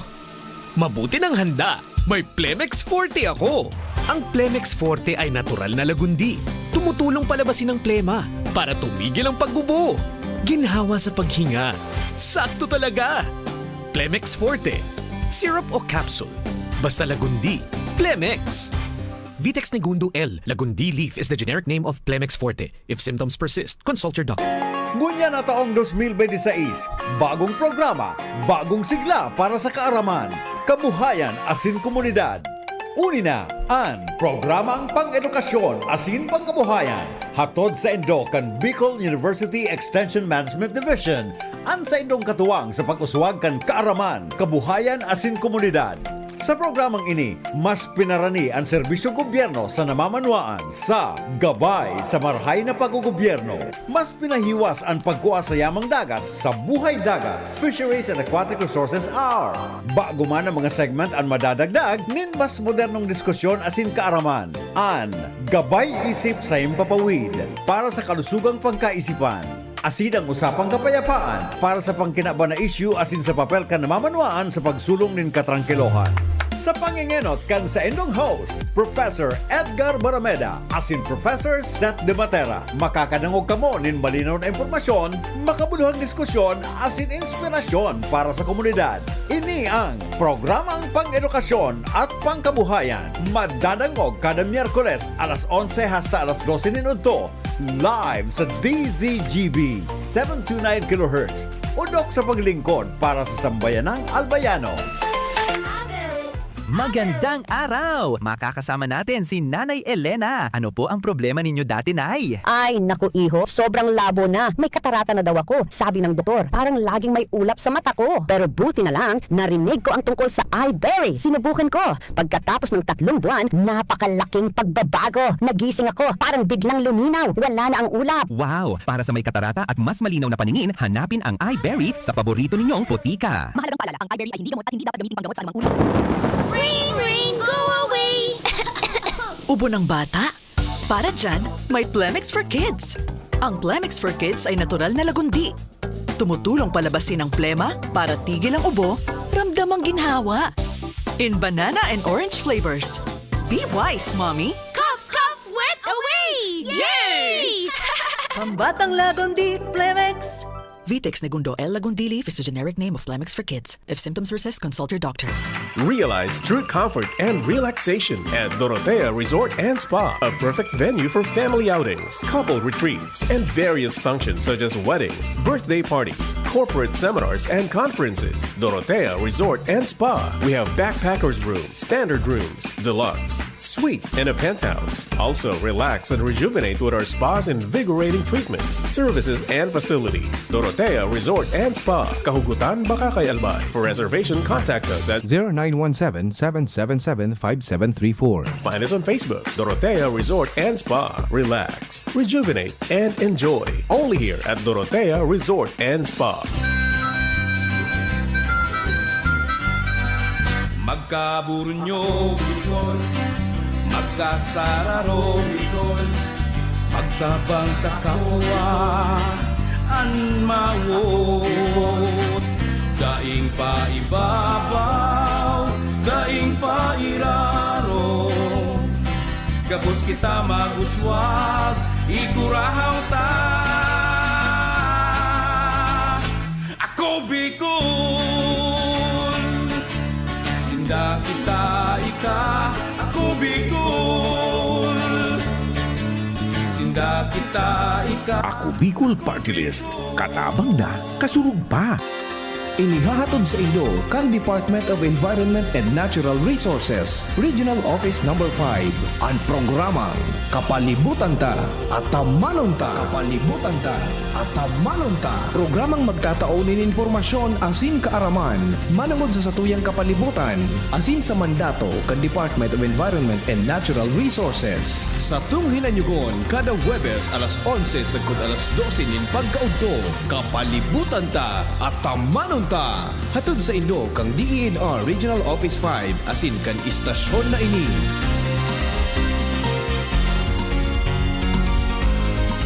Jericho Rosales po. Ibang level na tayo. For liver health, Silimarin plus multivitamins Liverade Pro.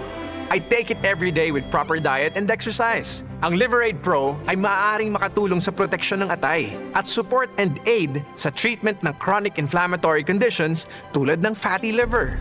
Mag-liver up na! Silimarin plus multivitamins Liverade Pro.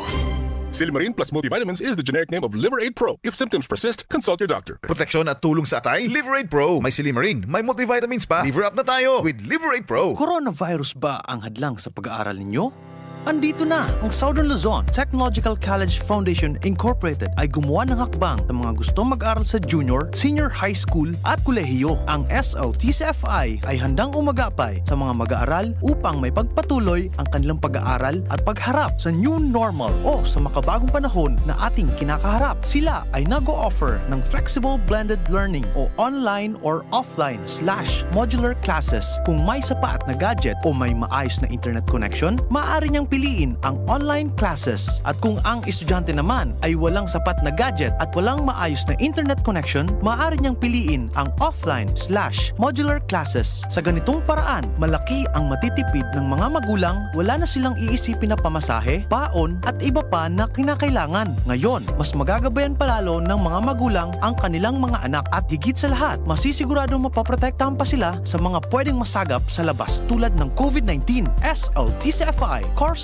offered junior high school, grade 7 to grade 10, senior high school, grade 11 to grade 12 with academic track, STEM, GAS, ABM, and HUMSS. College, Bachelor of Secondary Education, majors in English, Mathematics, and Filipino. Bachelor of Technical Vocational Teacher Education Program, Bachelor of Science in Business Administration, major in Human Resource Development Management, major in Business Process Service Management, and major in Financial Management, Bachelor of Tourism Management, Bachelor of Science in Computer Science, Bachelor of Science in Information System, Associate in Computer Technology. What are you waiting for? Enroll now in our online registration. Visit www.sltcfi.com/ENROL. And for more information, please contact us at 0977-147-3488.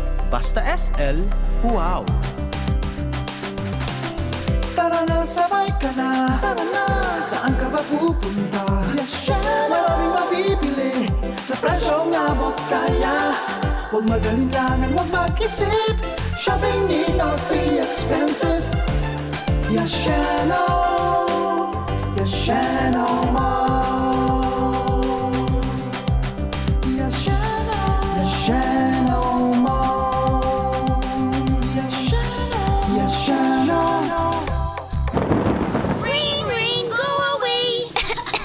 Ubo ng bata? Para dyan, may Plemix for Kids. Ang Plemix for Kids ay natural na lagundi. Tumutulong palabasin ang plema para tigil ang ubo, ramdam ang ginhawa. In banana and orange flavors. Be wise, Mommy! Cough, cough, wet away! Yay! Pambatang lagundi, Plemix!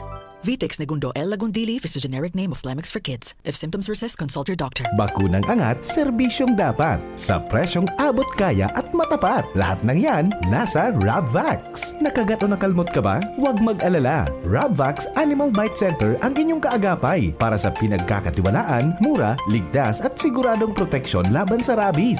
Bukas po kami 8 a.m. to 5 p.m. mula Lunes hanggang Sabado. 8 a.m. to 12 noon naman every Sunday. And on holiday, pwedeng pwede pati walk-in. Ang aming mga branches, Ravvax Legazpi, R&R Suite, Sagmin, Legazpi City, near Aleco. Ravvax Ligao, in Barangay Tuburan, Ligao City. Ravvax Tabaco, beside Siga Hospital. Ravvax Iriga, in front of Yusan Iriga. Ravvax Irusin Sorsogon, malapit sa Irusin District Hospital. And now open, Ravvax Masbate, along Municipal Road, Barangay Kalipay, Masbate City. Ravvax Pilar, Ravvax Castilla, Ravvax Piuduran, and Ravvax Cubao Metro Manila. Like us on Facebook. Maging bakunado at protektado. Piliin ang alagang Ravvax. Kidney Care Time! Ako si Alan, taga Negros, 50 years old. Dati, hindi ko talaga napansin na may problema na pala ako sa kidney. Madalas akong umiihi kahit gabi. Minsan naman namamaga ang mga paa ko at palagi akong nakakaramdam ng pagod. Talagang nag-alala ako sa kalagayan ko. Buti na lang, may nagrekomenda sa akin ng Kidney Care. Sinubukan ko itong inumin araw-araw. Pagkalipas ng 3 buwan, napansin ko talaga ang malaking pagbabago. Mas magaan na ang pakiramdam ko, wala na yung pamamaga, at mas masigla na ulit ang katawan ko. Salamat talaga sa Kidney Care. Ang Kidney Care ay mabibili sa Mercury Drug Store at mga suking butika. Kayo po ba ay may katanungan sa PhilHealth? Makinig sa programang Alagang PhilHealth kasama ang PhilHealth Regional Office 5. Mapapakinggan tuwing Lunes alas 10 hanggang alas 10:30 ng umaga sa DZGB. Damang-dama ang benepisyo ng PhilHealth sa Alagang PhilHealth. Mogmang ipinipresentar kan lokal na gobyerno kan Libon Albay sa pangingenot ni Mayor Attorney Mac Saison asin kan Sangguniang Bayan ang sarumbulan na selebrasyon kan Paroy Festival 2026. Ini sarong pag-onra sa mga paraoma sa kasamahan na patron kan Banwang Libon na si Senior Santiago El Mayor. Asin man ang pagpadagos kan tradisyon asin pagpapasalamat sa mahal na Diyos sa masaganang ani kung saan ang Banwang Libon midbid bilang rice granary sa Albay. Libon Paroy Festival 2026. Santiago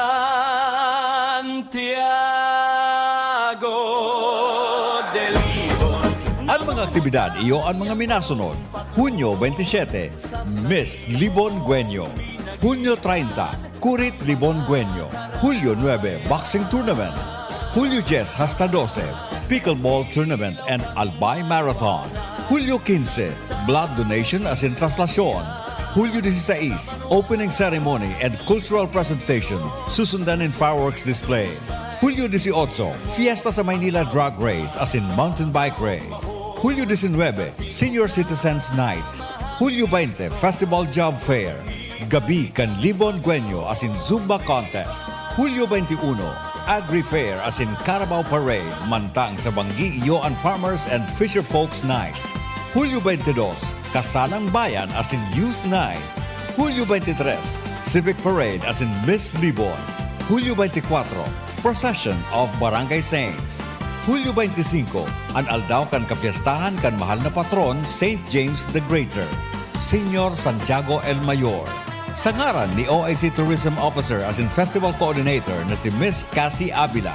Happy Paroy Festival Banwang Libon. Santiago del Libon, namumutan niya mong patron sa saimo. Anom na dekadang nang nagsisilbi, min may pagmakulog, asin nagahatod, min magkakanigong pinansyal na produkto, asin serbisyo sa mga Bicolano. Ang Rural Bank of Pilar Sorsogon Incorporated, ang kaagapay, asin katuwang, kan pag-abot, kan sa indong mga pangarap, 60 taon in serbisyo, 60 taon, nin pagtitiwala. Purbaran, ang samuyang mga deposit products. Igwa, para sa mga kaakian, saraday o narakulang negosyante, mga estudyante o may mga trabaho. Igwa man in mga loan products. Arugan, Farmers Loan, Barangay Loan, Salary Loan, as in Business Loan para sa mga micro, small, and medium entrepreneur. Ang gabos na deposito, naka-insured din hanggang 1 million pesos. Rural Bank of Pilar Sorsogon Incorporated is regulated by the Bangko Sentral ng Pilipinas. Bisitahon kami sa pinakaraning branch sa Indo. Rural Bank of Pilar Sorsogon Incorporated. We care, we serve, we deliver. Rural Bank of Pilar.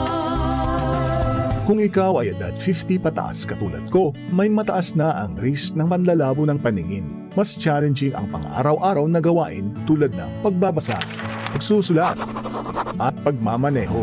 Ang Optin ay may lutin na maaari makatulong sa kalusugan ng mata, nilalabanan ang epekto ng glaucoma, macular degeneration at katarata. Kitang-kita ang kalusugan. Mabibili ang Optin sa mga pangunahing butika nationwide. Mahalagang paalaala, ang Optin ay hindi gamot at hindi dapat gamitin panggamot sa anumang uri ng sakit.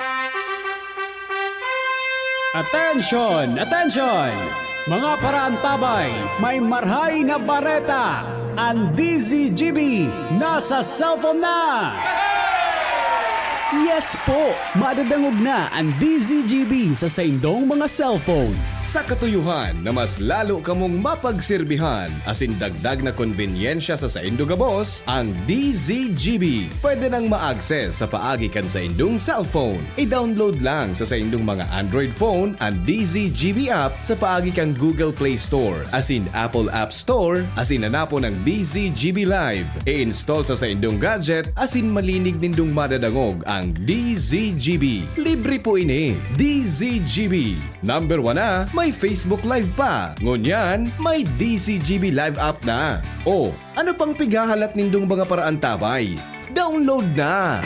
Realize true comfort and relaxation at Dorotea Resort and Spa, a perfect venue for family outings, couple retreats, and various functions such as weddings, birthday parties, corporate seminars, and conferences. Dorotea Resort and Spa. We have backpackers rooms, standard rooms, deluxe, suite, and a penthouse. Also, relax and rejuvenate with our spas invigorating treatments, services, and facilities. Dorotea Resort and Spa, Kahugutan, Bakakay, Albay. For reservation, contact us at 0917-777-5734. Find us on Facebook, Dorotea Resort and Spa. Relax, rejuvenate, and enjoy. Only here at Dorotea Resort and Spa. Branded computer ba ang hanap mo dito sa Bicol? Aces na ang sagot dyan. Ang Albay Computer and Electronic Supplies and Repair. Available ang brand new laptops, desktops, printers, gaming desktops, gaming chairs, CCTV systems, at iba pang computer accessories. Hindi lang yan. Quality, branded, authentic, and trusted ang kanilang products na binibenta at very reliable ang kanilang repair services. Authorized service center din sila ng Asus, Lenovo, Epson, Brother, Canon, Sharp Copier, HB Chewy, at Magine. Kaya siguradong maaasahan ang repair at serbisyo. Bisitahin ang kanilang branches sa mga sumusunod na address. Aces, ground floor, V&O Building, Quezon Avenue, Barangay 26, Dinagaan, Legazpi City, Albay. PC Micron Daet, F. Pimentel Avenue, Barangay 6, Daet, Camarines Norte. PC Micron Virac, EJ Rubio Building, Gugon, Sirangan, Virac, Catanduanes. PC Micron Sorsogon, Unit 1, B. Peña Building, Rizal Street, Corner Burgos Street, Polvorista, Sorsogon City, Sorsogon.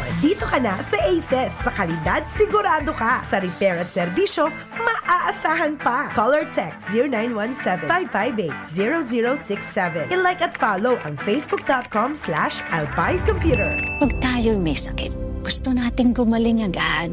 Pero di ba mas maiging gustuhin malayo sa sakit? Ang yakap ng PhilHealth, programa ng gobyerno na nagbibigay ng libreng pagpapakonsulta, pati mga lab test. Kaya payakap sa yakap ng PhilHealth. Yakap ng PhilHealth nang tayo'y malayo sa sakit. Good news mga kapitbahay! Kayang-kaya mo na bumili ng iyong dream appliances. Mula sa modernong kitchen appliances, efficient washing machines, energy-saving air conditioners, at ang pangarap mong smart and Android Google TVs. Lahat ng yan ay nasa RRS Marketing. Ining high-tech, branded at latest na muyang appliances. Naku aming hulugan sa RRS Marketing. Ang swak sa budget na bagong refrigerator namin, nakuha ko rin sa RRS Marketing. At di lang yan, sa mga warranties, wow! Sulit na sulit! Pwede sa inyong school, sa bahay, sa opisina at sa inyong negosyo. Kaya ano pang hinihintay nyo? Punta na sa RRS Marketing region-wide. Durable, sulit, di kalidad, at abot kayang appliances. Sain ka pa! Siyempre, sa RRS Marketing na! Basta appliances, sa RRS, yes na yes! Pinky on mo, baby! Kaiba si Henry M. Ang lalaking hindi inuumaga.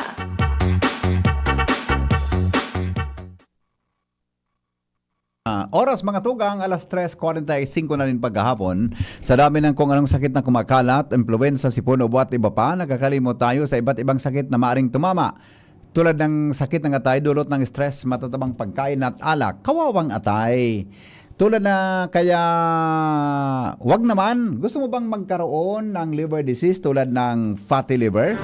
Huwag pabayaan ang kalusugan ng atay dahil proper diet, exercise at ngayon meron ng Liver Aid Pro. You heard that right, Liver Aid Pro. Ibang Liver Aid ito, may silimarina, may vitamins pa, vitamins B1, B6, B9 at vitamin B12, karagdagang nutrisyon para sa mas malakas na proteksyon. Ito pa ang Pro. Ang Liver Aid Pro ay hepatic protector. Bukod sa proteksyon, ito ay nagpapagaling ng liver injury. It prevents damage to liver cells. In age and regeneration, ang na-damage na atay maaring muling bumalik sa dating buo at malusog na anyo. Ito pa ang Pro. Ang Liver Aid Pro ay over-the-counter OTC drug dahil ito ay maaaring maging support o makatulong sa treatment ng iba't ibang chronic and inflammatory disease ng liver tulad ng alcoholic and non-alcoholic fatty liver, viral hepatitis at liver cirrhosis. Ganun pa man, OTC ang Liver Aid Pro. Hindi kailangan ng doctor's prescription. Ano pa ang hanapin mo sa Liver Aid Pro? Pro Liver, Protection, Pro Health, Pro Treatment, basta may healthy lifestyle, sakto ang Liver Aid Pro. Mag-liver up na. Ang Liver Aid Pro ay available po sa Mercury Drug, Watson South Star Drug, in leading drugstores nationwide, Silimarin Plus, multivitamins sa generic name of Liver Aid Pro. If symptoms persist, consult your doctor. Mga tugang, balikan natin ang impeachment trial. Hali po sa Senado kang Pilipinas, may kinaraman po kay Vice President Sara Duterte. It's a general question pertaining to an affidavit in general, not this particular one. Ano yung question? Okay, an affidavit, once you subscribe and swear to it, that already becomes a, if I may use the term, untouchable affidavit in such that you cannot take out one page, you cannot alter one paragraph, you cannot add annex. Well, I think kung sinubmit nyo na ho yan officially, sa halimbawa, sa korte, hindi na ho pwede yan. Pero yung process ho namin, yung evaluation,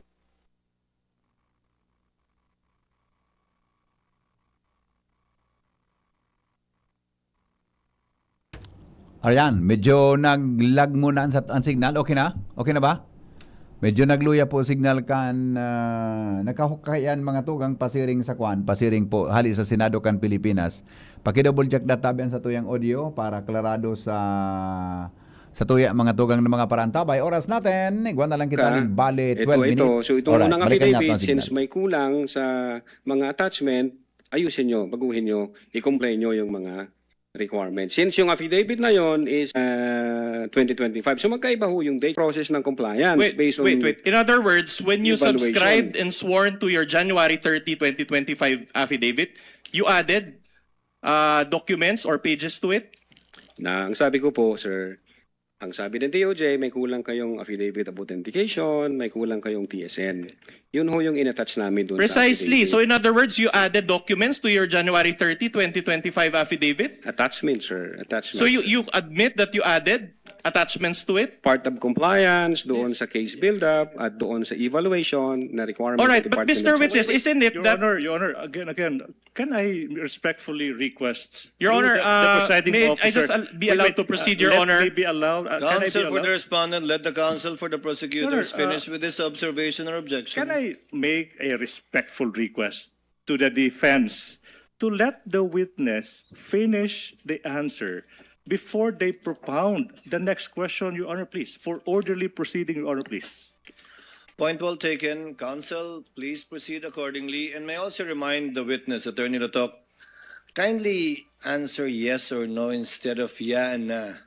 Yes, sir. Sorry po. So that it's clearer for our records. Yes, you Your may Honor. proceed, counsel for the respondent.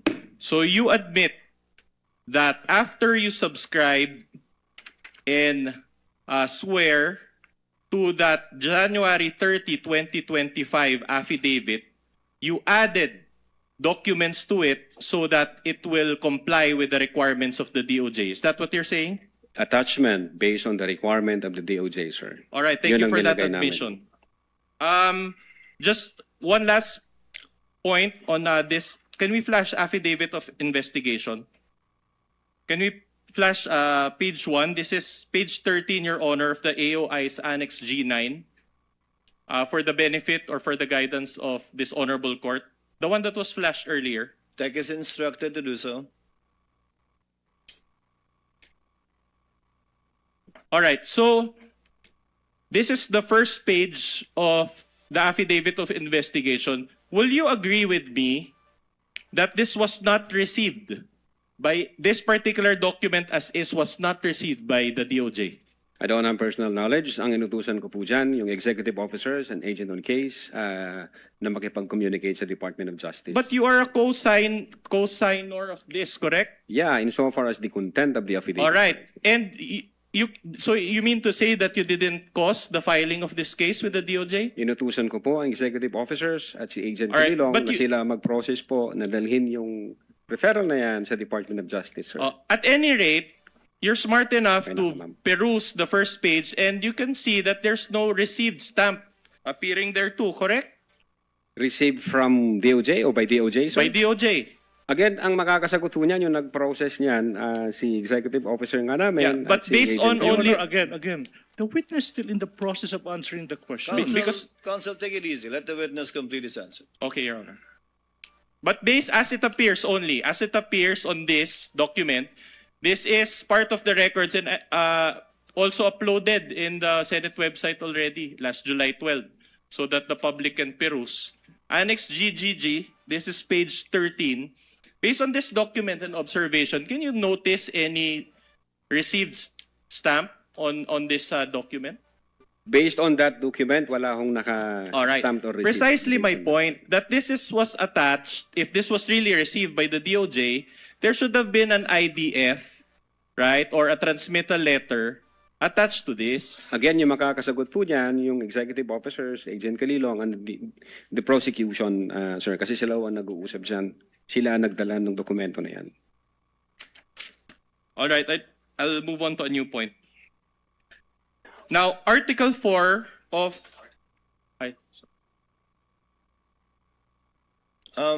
What is the pleasure of Senator Judge Pia Cayetano?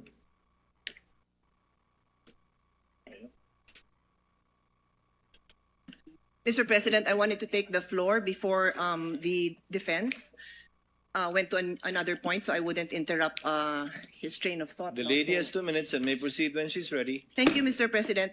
My question is actually addressed to both counsels and to the witness. Yes, ma'am. So the witness also happens to be a lawyer. 4 na abogado po tayo mag-uusap dito. Pero ang pakiusap ko, speak in layman's term because we want the public to understand. Very simple question. I want to understand your appreciation of the crime of grave threats. Okay? It sounds like a simple question, but when I look at the elements, so explain ko din sa mga nakikinig. Pag tinignan natin ang definition ng crime, nandiyan yung elements. So the prosecution must always prove yung elements of the crime. Ang question ko ay, in your appreciation, dapat ba na ang supposed victim nakaramdam talaga siya ng threats? Or is it enough that the general public considers the statement threatening? Okay, so is it personal or is it a general sentiment? Now, before I proceed, gusto ko magbigay ng example para maintindihan ng mga kababayan natin. Kung magkapit-bahay, nagkapikunan dun sa bakod, tapos sabi nung isa, bubulohin ko to. Is that a grave threat? Second example, 2 boksingero, nagkainitan, susuntukin kita. This is among 2 professional boxers. Is that a grave threat? Third example, police. Sabi, bubunutan ko to ng baril. Is that a grave threat? Maybe it's just offensive. Dahil sa professional, you shouldn't say that to a fellow police.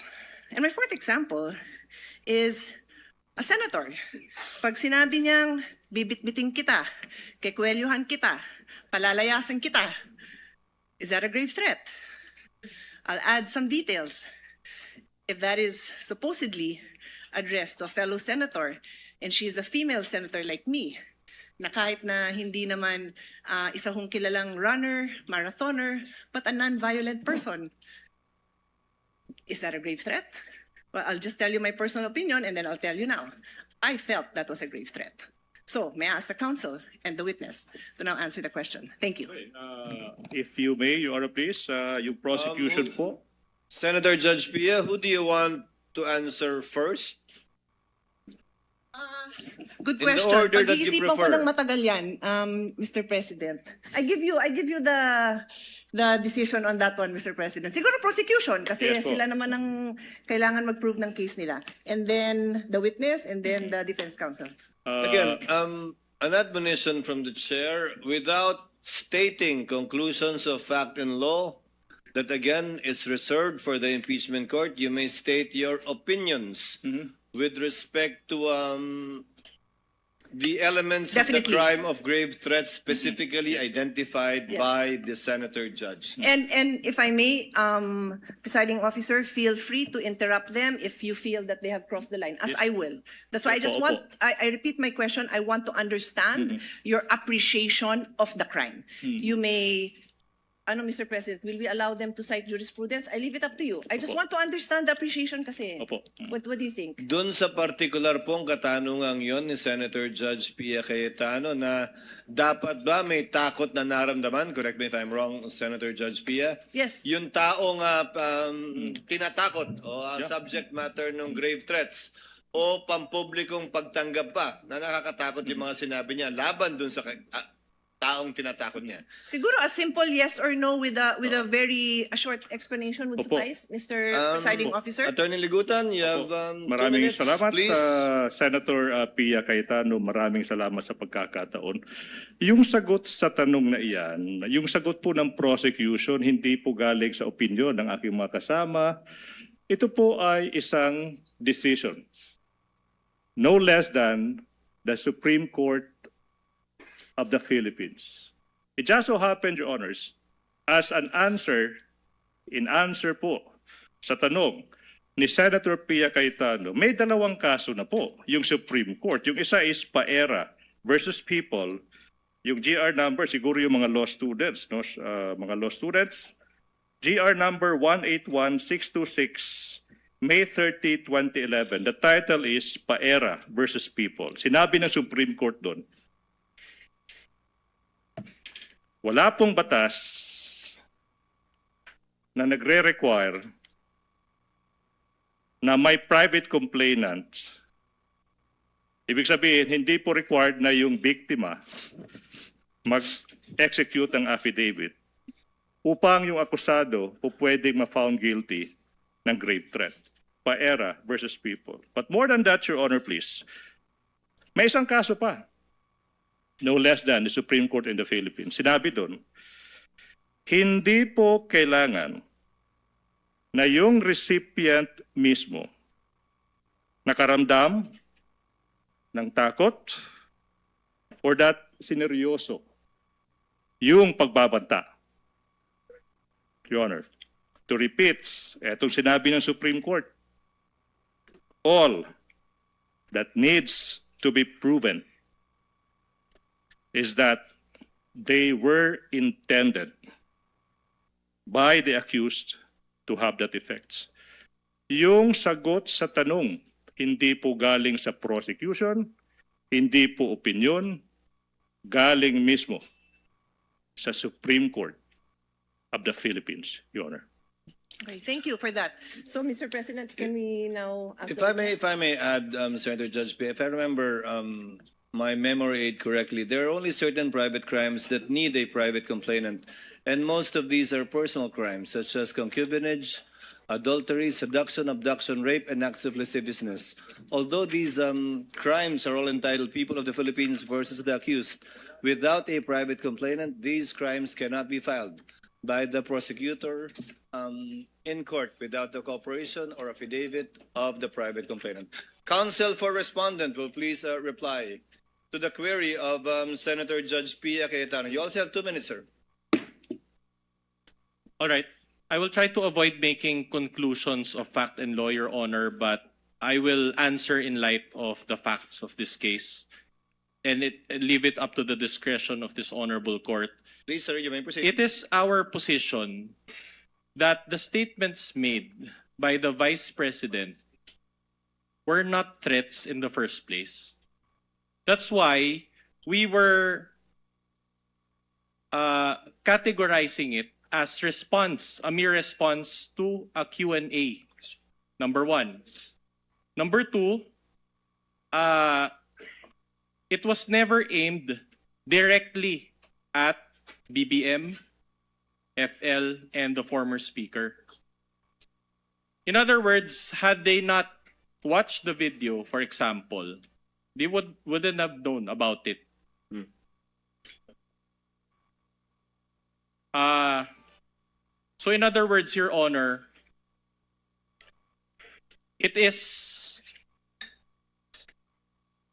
there was no threats to begin with. And so even the discussion on the elements is not really applicable insofar as determining the innocence or guilt of the Vice President. That is basically our position. Your Honor. That is one more thing. And practically, we maintain this position all throughout our pleadings. We never referred to that statement as threats. We always say that if at all they were alleged threats. But we referred to the statements of the Vice President as statements, as responses. And even in my speech, that's what I said. It was a response, Your Honor. That would be all, Your Honor. Noted. Attorney Lotok, your response to Senator Judge Pia's question based on your investigation. You may proceed, sir. Yes, Your Honor. In establishing, Your Honor, whether or not the crime of grave threat exists, we follow the rule. First, whether there is an actus reus, and then second, whether there is a mens rea. So actus reus, Your Honor, means whether the offender in fact uttered the threatening remarks. We were able to establish that. That's why in-authenticate po ng NBI yung video na kung saan nandoon yung utterances. The test of mens rea, Your Honor, what we did, we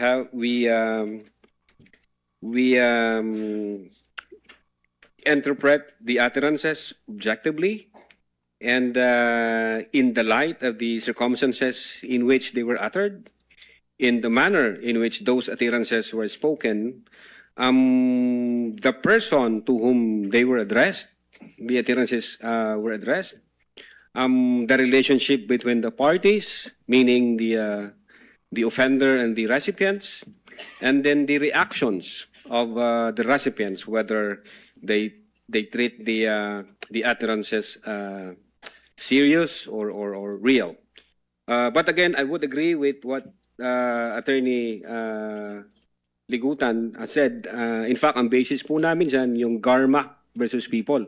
Ang isa ho doon sa sinabi ng Garma versus People, hindi ho kailangan na ma-intimidate o itrato ng recipient na seryoso yung threat na yan. Ang sufficient na maipakita lang na yun yung intensyon ng offender, na ma-intimidate at i-treat na seryoso yung utterances or threatening remarks na ginawa niya. Yun po yung naging basihan po namin, Your Honor. I hope that satisfies Senator Judge Pia Cayetano.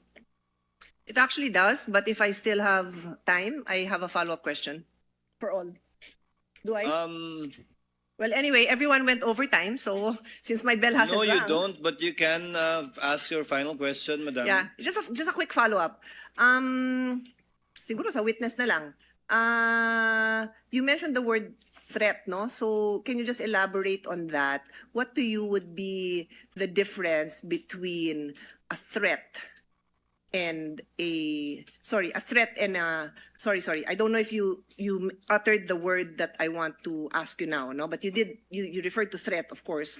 What would be the difference between a mere warning and a threat? A mere warning and a threat, sir, ma'am. At what point does a warning become a threat?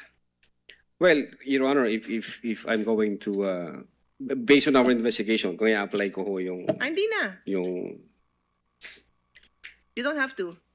Just asking you your legal opinion. You're a lawyer. You may answer. Is it not correct, Mr. President? I think if he knows. just in my own opinion, although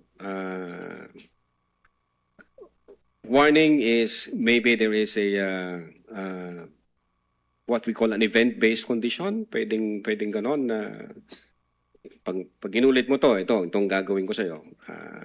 Pwede hong warning yon. Di ba ganun yung threat? Yung threat, Your Honor, pag ang threat is with a condition, pwede ho siyang mag-fall ng ganon. Pag sinabi ng threat is, pag ginawa mo to, ito ang gagawin ko sa'yo, papatayin kita, papatayin ko yung pamilya mo, papatayin ko yung ganyan. So para siyang nag-overlap, depende sa appreciation for us ng investigator, Your Honor. But insofar as the NBI Cybercrime Division is concerned, what we did is we established the elements of the grave threats based on the surrounding facts and circumstances, and then we conclude that indeed nag-violate ho ang ating Vice Presidente. Attorney Lutok, warning in Filipino is babala. Yes, opo. Threat in Filipino is banta. Yes, opo. Kaya di ba, babala, bawal magtapon ng basura dito. Warning. Pwede po yun, sir. Di ba, ang tanong ni Senator Pia, kailan nagiging banta yon? Well, depende sa konteksto siguro, Your Honor. May warning din po kasi na I warned you. Sasabi ko, pag inulit mo to, ito nang mangyayari sa'yo. May konteksto ho na ganun, Your Honor. Na somehow nag-overlap siya doon sa elements ng grave threats na conditional, na sinabi na pag ito ang nangyari, ito ang gagawin ko sa'yo. So, depende ho sa konteksto, Your Honor. So depende sa konteksto, sa delivery, sa taas ng boses, gaano kagalit, may kapasidad, Yes po. maraming bagay. Yes po, Your Honor. Senator Judge Pia? Yeah, so in other words, Your witness? it depends on the circumstances surrounding the incident or at the time that Yes, the ma'am. utterance was made. Yes, ma'am. Okay, so laging contextual. Okay, maraming salamat sa lahat. I just want to emphasize na, Mr. Presiding Officer, I posted my question to each of the counsels and the witness precisely so that tayo masabihan na may bias. Isa lang yung binibigyan natin ng opportunity to explain their side. I really genuinely just wanted to know what their appreciation of the definition of grave threats is. Thank you so much. We thank the good Senator Judge for intervention. All of the comments are noted. Counsel for the respondent, proceed with your cross when you're ready. All right, I'll move on to a new point. Now, Article 4 of the Articles of Impeachment against VP Sara deals with 3 accusations. Number 1, contracting for the assassination. Number 2, making grave threats. And number 3, actively inciting sedition. So on page 28 of your affidavit of investigation, which is page 40 of Annex G9 again, you recommended only 1 count of inciting to sedition and 3 counts of grave threats. You confirm this? Yes, sir. All right. And the 3 counts was for 3 counts of grave threats were for BBM, FL, and the former speaker. Yes, sir. My next question is very simple. Did you include any charge relating to contracting for the assassination? Relating to contracting for the assassination? No, sir. Yung charge No. namin is grave threats, All right. That's enough. inciting to sedition, and on that grave threat, doon ho pumasok yung appearances na may kinontrata ang Vice Presidente. All right. So pinagsama nyo na lahat. Even yung contracting assassin, sinama nyo na sa grave threats. According to you now. You know ang basis ng All right. grave threats namin. All right. In fact, let's go to page 13 of the Affidavit of Investigations G9. We flashed it on the screen. There. It says 1 count of inciting to sedition and ano ba to? 3-1. So 3 na 1 count of grave threats. So Typographical ano to? Typo na. All right, typographical error na naman. All right. So with all these mga infirmities, and you mentioned yesterday that your case is airtight. don't you think that these errors constituted violations of due process? Your Honor, the existence of these typographical errors does not alter the fact that the video exists, does not alter the fact that the Vice President uttered those statements, does not alter the fact na ang NBI mayroong findings at ang findings nila, the Vice President committed the crime of grave threats and inciting to sedition. Okay. Now, inciting to sedition punishes someone who incites others to overthrow the government. Is that accurate? Who incites others, who, All right. who steers, Now, it has been over 1.5 years since VP Sara's speech.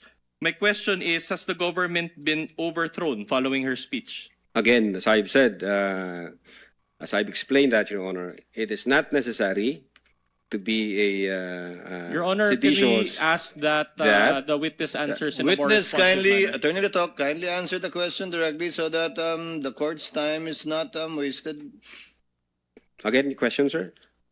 Has the government been overthrown following VP Sara's speech? Not Yes or no? necessary, sir. Huh? No. No, it- okay. It's not necessary, sir. Has any agency or department of the government been overthrown following her speech? Not necessary, sir. No. All right. Now, I am showing you a news article entitled Palace Dismisses Destab Rumors versus Marcos Admin. This was marked as our D-4-66. If I may ask my co-counsel to confront the witness You with may do this. so with the participation, if so desires, by assisting counsel for the prosecutors. For the benefit of this honorable court as well as the people watching, we already also flashed that news article. Okay. So based on this article, you confirm that Claire Castro speaks on behalf of BBM. I don't have personal knowledge Don't on have personal. that event, sir. All right, that's okay. But based on her statement in this news article or title, do you confirm that there has been no destabilization efforts against BBM? Again, I don't have personal knowledge on that statement made by Attorney Claire Castro. Okay, that's okay. I'm showing you another recent article, June 12, 2026. This has been marked, Your Honor, as our D-4-67. Can we confront the witness and show also the document on screen? Your Honor, before the good counsel proceed, can I make a manifestation? Again, these documents have yet to be authenticated. So for the record, it's like presenting these documents without proper basis and proper authentication, which I do believe should have been done before a witness is confronted with the documents. Your As Honor. per our, wait, I'm not yet done. As per our rules, It's Your Honor. not an objection, counsel for the respondent. The remarks and comment of the counsel for prosecutors is noted. But counsel, for clarity, this is a pre-marked exhibit for the Correct, Your respondent. Honor. You may proceed, sir. So again, based on this, just your basic reading of this, says Sara Duterte, I won't grab Marcos's position. Is this news article consistent also with the previous article that no destabilization efforts are present against the government? Again, I don't have personal knowledge, sir. Can I make a counter manifestation, Your Honor? This is dated June 12, 2026, 2 years after the event. Manifestation, Your Honor, please. 2 years after the Vice President uttered the threats. Noted. Counsel may proceed. Okay, I want to talk about the discussion in your affidavit of investigation. I want to go through it very quickly, but the affidavit of investigation is also marked as our D-1-145-A. You mentioned in your affidavit of investigation the case of Garma versus People, correct? Yes, sir. All right, and you cited the doctrine of this case, correct? Yes, sir. Were you the one who typed that portion in your revised affidavit of investigation? Where I'm the one who typed? Yes. Being the chief, sir, inuutos ko yan All right. sa executive officers. But at, did you read the case in full? Yes, I think, pero not thoroughly. Not thoroughly. Isang basahan lang. Now, did you read? Was there a video recording involved in that case? No. All right. Did that case include a public official like the vice president? No, sir. In fact, it involved a group of 3 farmers, correct?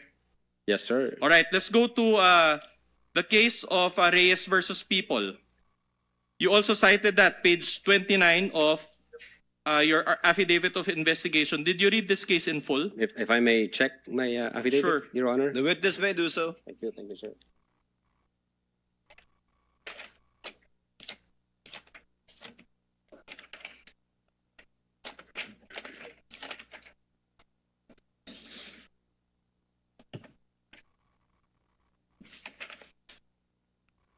Okay, sir. Did you Reyes read versus this People. case in full?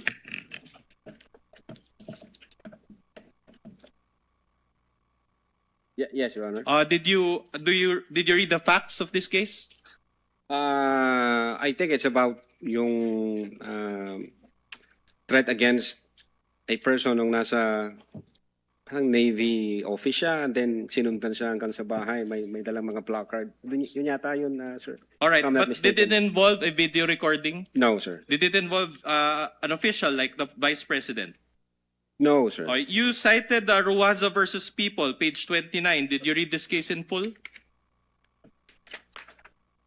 Ruwaza.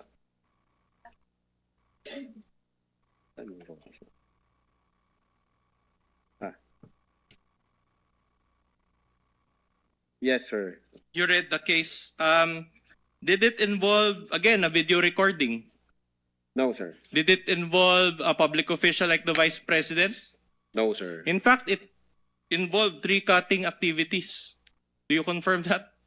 Based on the Tree-cutting. Okay, but at any rate, in paragraph 48 of your affidavit of investigation, and I'll flash that on the screen, after citing all these cases that you mentioned, you concluded, and I will read, further, the threat is intended by VP Duterte to create to the mind of President BBM, FL, former House Speaker, that regardless of the reason of death of VP Duterte, they will be killed by the person contracted by her.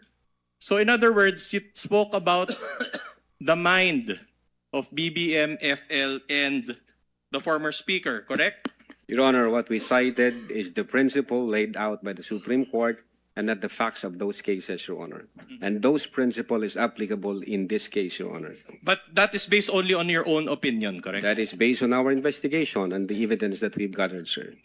In fact, I have a different opinion than yours that I will show you. Argumentative, Your Honor. No, I'm Argumentative. Your Honor, I will introduce a new article. Objection, argumentative. You don't argue with a witness. You ask question. If you're not satisfied with the answer, move on. Then I will show Attorney confront. Gudan, kindly allow the counsel for the respondent to finish his question. Thank you, Your Honor. The opinion is not mine. This is the opinion of the late Juan Ponce Enrile, who served under BBM as Chief Presidential Legal Counsel.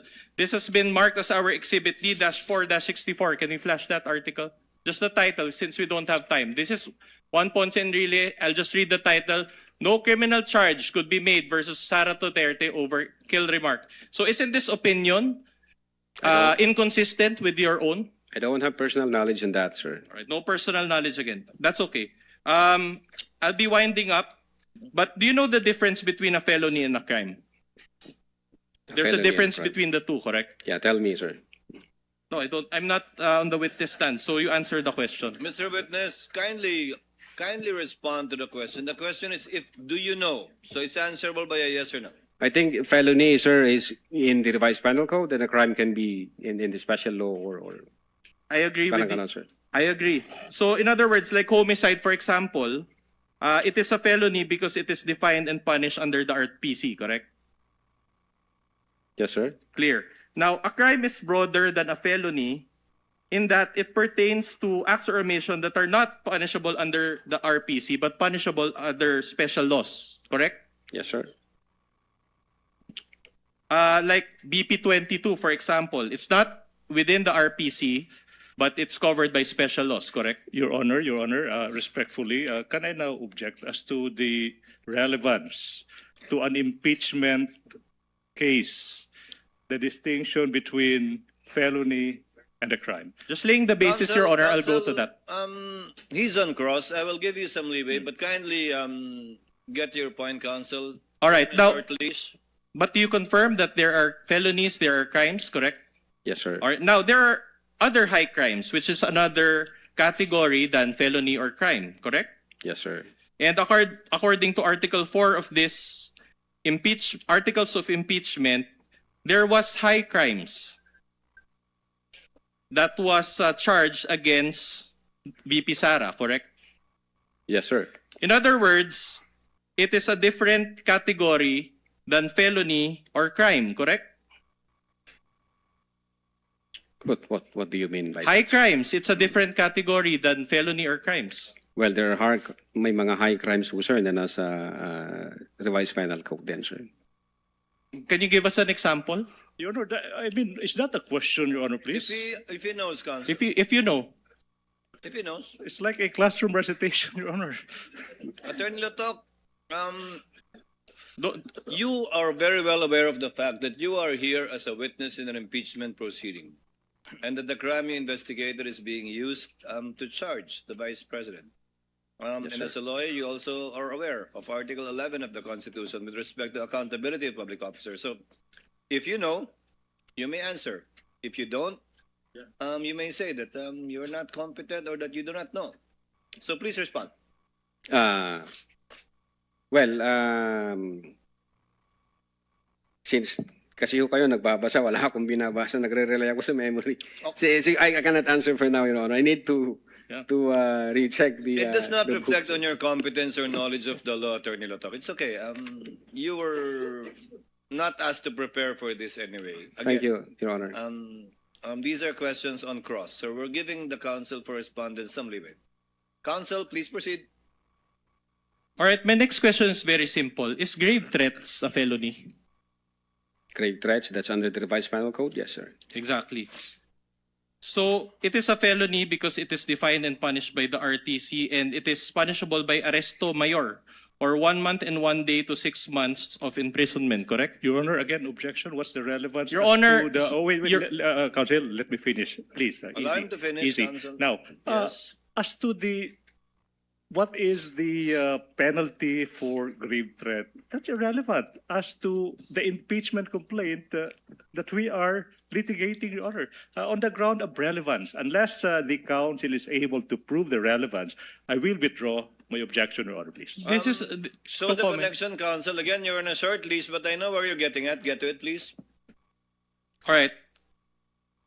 In other words, grave threats is under the jurisdiction of the MTC or RTC, as the case may be, correct? Grave threats? Yes. Yeah, yung pag grave threats lang, sir. All right. It is even bailable, correct? Pag grave threats lang, sir. Pero pag in relation to Section 6 of Republic Act 10175, that's 1 degree higher, sir. Yeah, but does it change in jurisdiction or still with MTC or RTC? Ano na ba yun, sir? Prison correction. Ano yun, sabi mo, sir? Ano yung prison correction na? Arresto mayor. Arresto mayor. Ang sunod na mas mataas po niyan is Prison correctional. prison 6 correctional. months to 6 years. Yeah. All right. So, but either way, it's still under Pasok siya sa the RTC, sir. it's still under the trial courts. Correct. Trial courts, All right. yeah. My next question is very simple again. Is inciting to sedition a felony? Under the revised penal code, yes, sir. It's also under the jurisdiction of the trial courts, correct? Yes, sir. It's even bailable, correct? Yes, sir. So both grave threats and inciting to seditions are felonies, correct? Yes, sir. In other words, they are not impeachable offenses, if you know. Well, if you mean by impeachable offenses, whether or not magka-qualify ba siya as betrayal of public trust, it's the appreciation of the judges. Your Honor, wala ko sa amin. Appreciation of the judges, by that you mean the trial court judges, not the senator No, since judges, impeachment to, yung impeachment court po. Yeah, but there's a possibility that if it's in conflict with the trial court judge's decision, then we have a problem. Objection, Your Honor, argumentative. I will withdraw Sustained. Ang tanong niyo, hindi na. that. All right. Grave threats and inciting to sedition, you said that it is not high crimes, it is a felony. Objection. The witness didn't say that. Misleading. Misleading. Sustained. All right, Kindly reform, counsel. I'll just move on to a new point, Your Honor. Council may proceed. Senator Judge Rafi Tulfo is recognized for his intervention. You have 2 minutes, sir. Thank you, Mr. Presiding Judge. Napag-usapan rin lang itong inciting to sedition. Nag-file ka ng kasong inciting to sedition against BP Sara based on dun sa utterances niya, yung sa online press con, plus meron pa bang iba? Yes po, Your Honor. Yung basis ho namin, una, yung utterances in October 18, 2024. And then kinumpara ho namin siya sa utterances in November 23. Right. So, 2024. meron bang elements of sedition doon sa mga utterances niyo? Ang elements na ini-establish po namin, which is under the law, is whether or not the speeches would tend to steer the people against the government. So how would you know kung mag-steer yun ng uprising o magkukumbinsi sa mga tao na mag-alsa-masa base doon sa utterances ng BP Sara? Yes, Your How Honor. did you know? Pangalawa, if I may explain, sir. Pangalawa po, yung if the speeches would tend to disturb the peace of the community, and if the speeches would tend to undermine public safety and public So how would you know if it will tend to disturb or undermine the peace Yes, and Your order Honor. of the community? Paano mo malalaman? The fact ho Based na doon sa utterances niya. The fact ho na nag-issue ng statement yung mga government agencies tasked to protect national security, at ang sabi ho nila, that's an active threat, that's an issue of national security. So definitely na-disturb ho yung ating... How? Well, nag-alala ho ang nasa gobyerno. Kami ho, per se, yung sabi ko kanina, Nag-alala kayo, nag-alala yung taong bayan. Kasi iba yung nag-aalala kayo nasa gobyerno, kayo nag-imbestiga, versus nag-aalala yung nakarinig at yung mga at that time ay nagsusubaybay dun sa mga Yes po. sinasabi ng BP. Nag-alala po ang taong bayan, definitely. Kasi How? marami ho. Well, marami ho kaming nakita sa news, sa comments ng social media. Comments. So that means you factored in yung comments and reactions sa social media doon sa ginawa niyang press conference, doon sa mga utterances niya, kung ano yung reaksyon ng mga netizens na nakapanood. Yes po, Your Honor. At ano naman yung mga sinabi doon? Well, yun nga, yung iba nagwo-worry, ano na ba yung mangyayari sa bansa natin, bakit magulo yung mga nasa taas. Yung iba nagsasabi, ano ba ito, saan ba ito patungo? So hindi pa rin seditious yun. Nag-worry lang sila, saan patungo? Ang seditious is, tama ka dyan, BP Sara, go tayo, gawin natin yan, nasa likod nyo kami. Yun yung sedition. Meron nung ganon na comment din po, Your Honor. Meron? Meron po. In fact, doon Ano yung comment na yun? Kung meron. Yung supporter po ng... Ano ang sinabi? Na... Yun nga, yung sa people power, yung sa... Nasa likod mo kami, kung ano yung... Nasa likod mo kami, people power. Nabanggit yun sa comment section. Sa ano, Your Honor, sa... During interview with the Vice President, doon sa November 23, 2024. So meaning, binase mo, isa dun sa mga reasons kung bakit ka nagpa ng kasong sedition, BP Sara base sa kanyang utterances, dahil finactor in mo yung mga comments ng mga nakapanood. Yes, sir. Yung sinasabi mong supporters. Opo, yes, sir. Okay, kasi pag sinabi ng mga nagko-comments, nag-worry kami, I don't think nandun yung elements of sedition.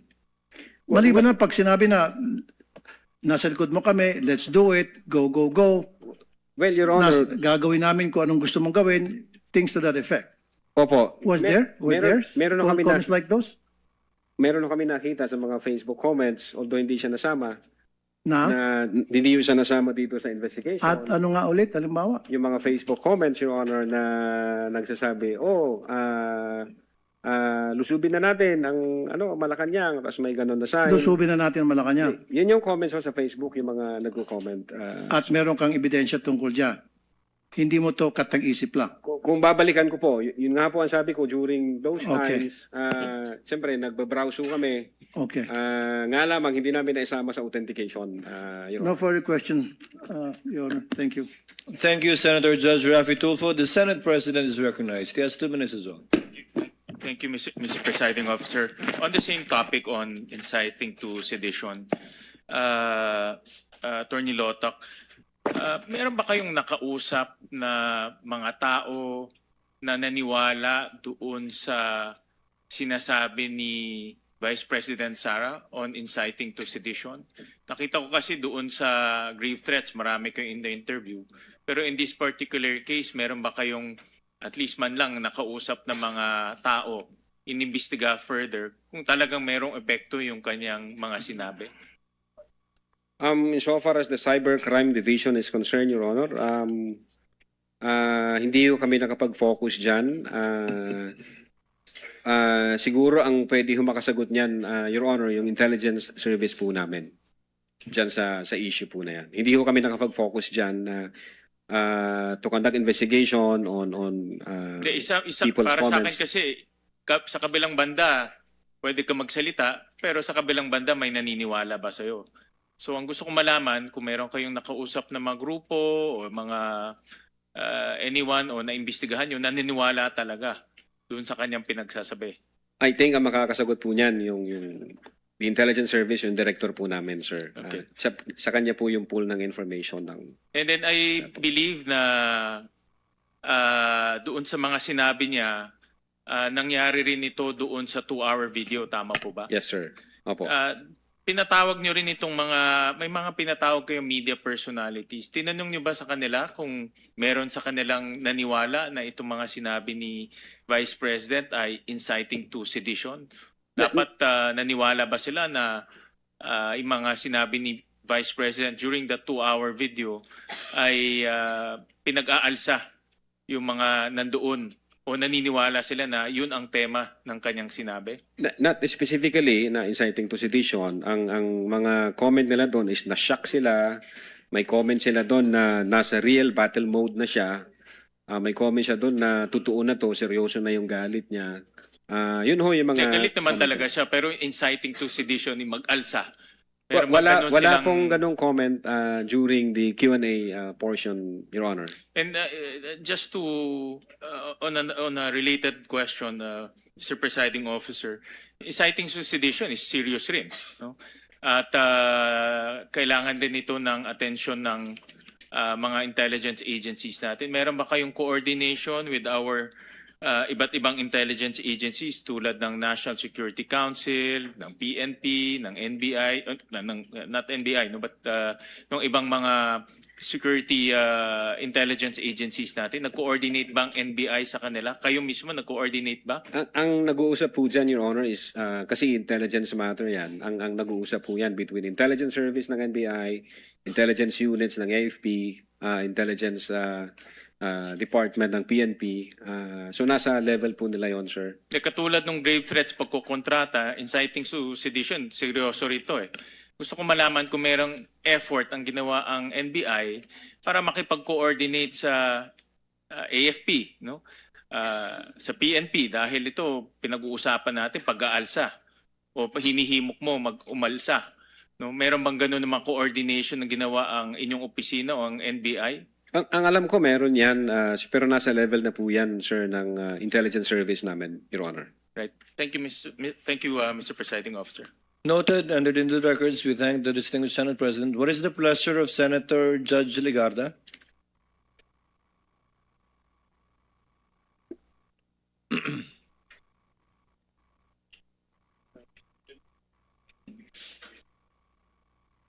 Mr. President, Mr. Presiding Officer, just a few questions. The lady has 2 minutes, Yes. ma'am. You may Thank proceed you. when you're ready. This just to provide clarity for this representation and just a few questions to Attorney Lotok. Yes, Your Honor. Yes.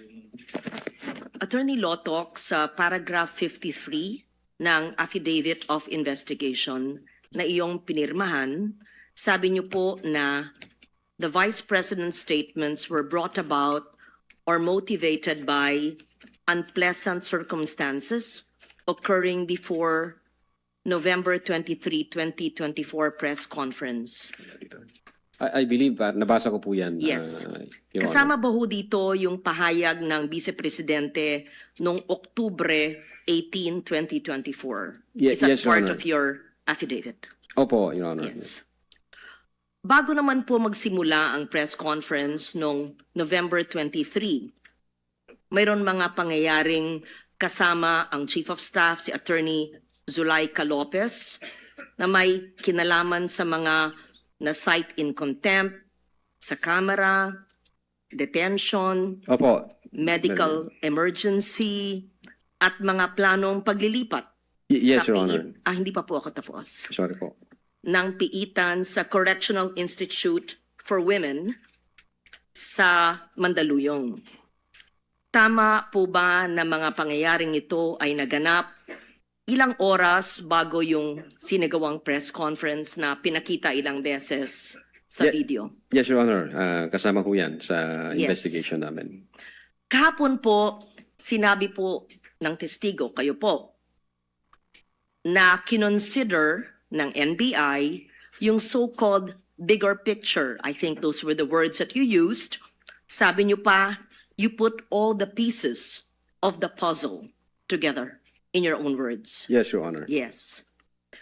Para malinaw lamang sa impeachment court, trying to absorb everything, san po yatang bahagi ng affidavit of investigation nakasaad yung mga factual findings ng NBI tungkol sa mga pangyayaring November 22 and 23 bago yung press conference. I was perusing the affidavit of the investigation and I could not find the detailed circumstances leading to November 23 where admittedly there was emotions like an emotional hyperbole or an outburst, but the events leading to the press conference. Saan po yun sa inyong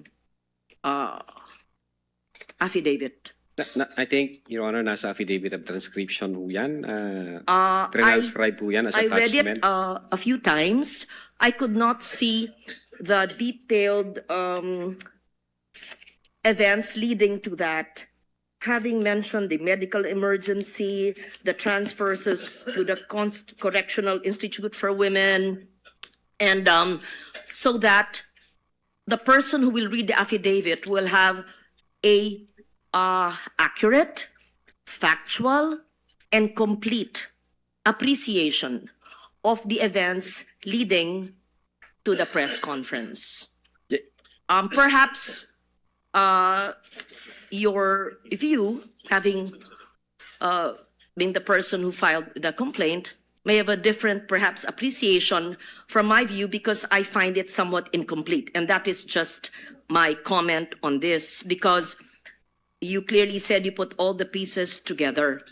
And during that time, alam ba ninyo na habang sinasagawa ng NBI ang investigasyong ito, may nakabinbin na direct assault, resistance, and disobedience to authority at grave coercion laban sa Vice Presidente kaugnay yung insidente nangyari sa ospital, sa Veterans Medical Center. Narinig ko lang po, Your Honor. Pero Yes, hindi you ako aware sa heard facts about na yun. that, yes.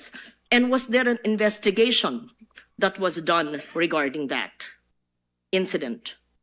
I think ang focus po namin, Your Honor, is yung violation ng grave threats by the Vice President and inciting to sedition.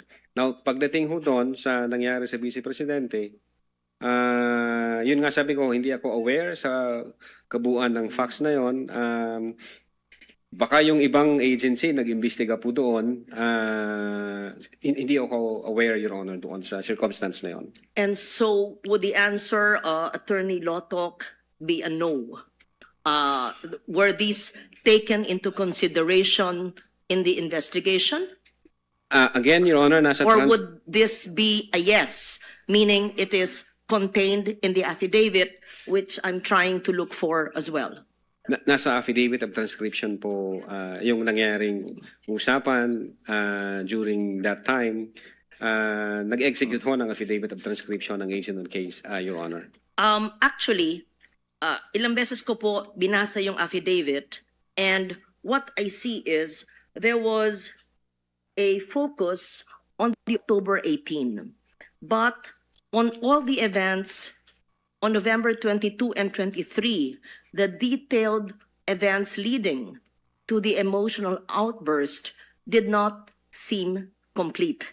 And that's what I'm trying to elicit from Attorney Lotok, our witness, because when we say that we had considered the bigger picture and all the facts and circumstances leading to the cases of great threat and inciting to sedition that were recommended, we want to understand the whole process and the factual context in which it happened.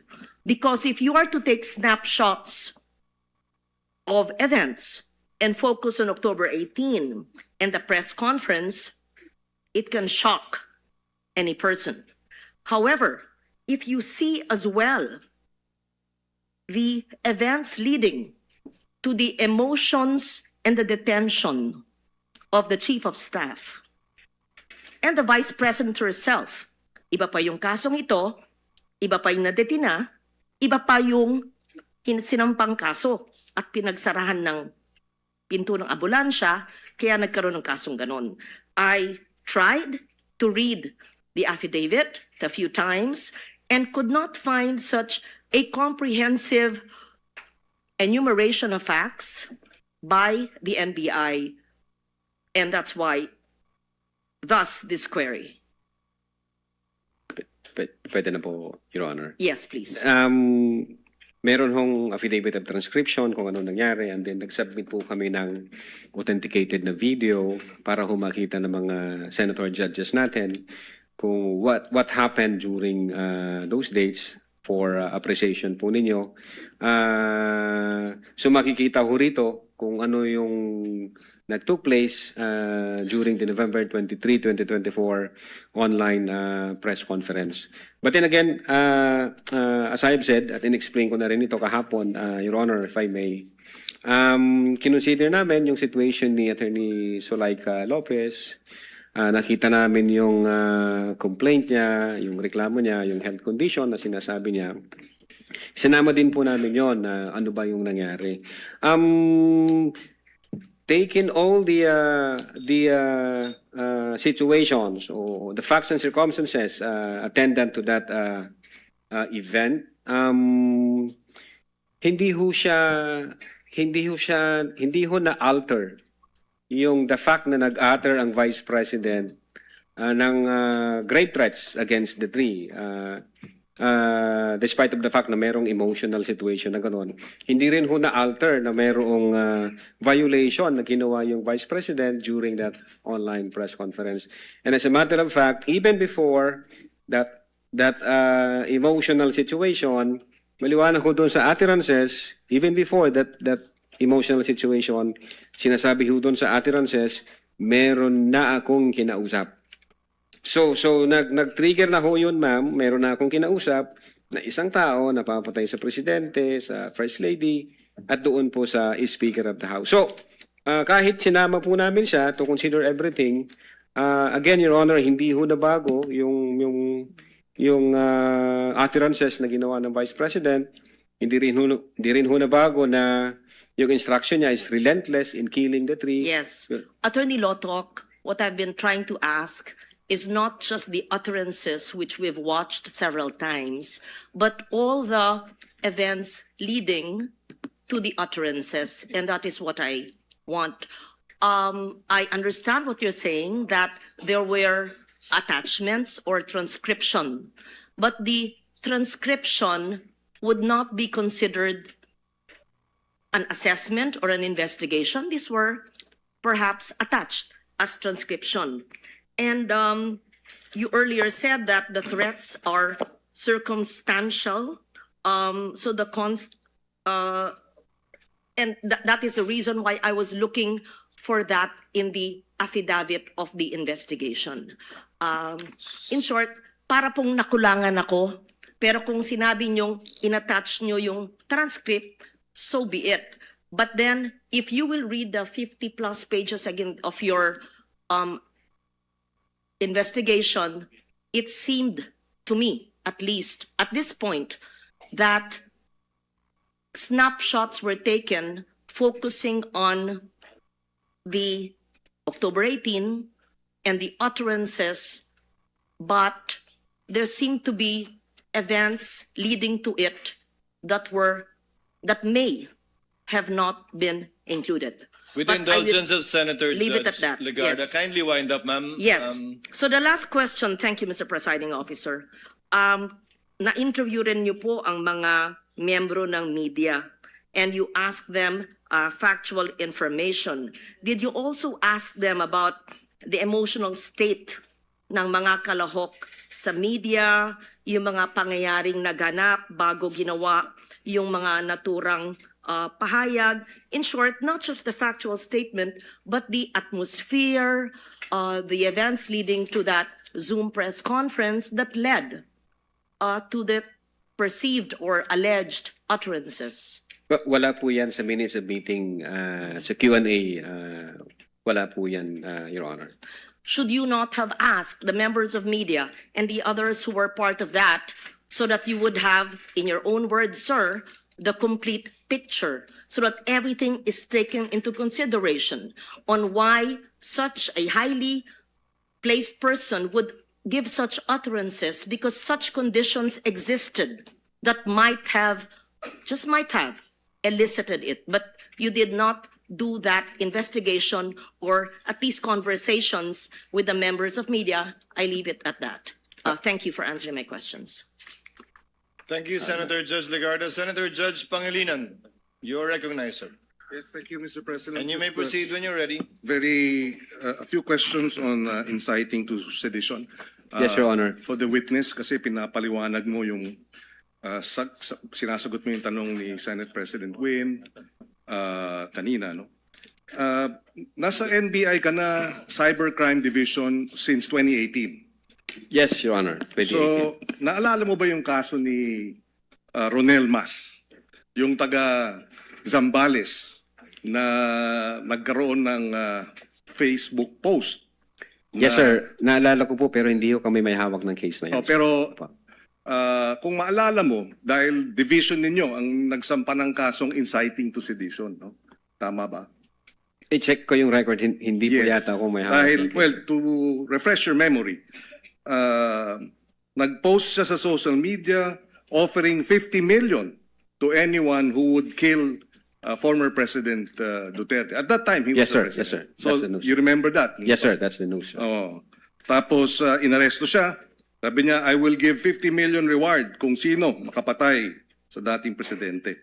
So, nakita ng inyong division na ito ay inciting to sedition. Tama? Yes, sir.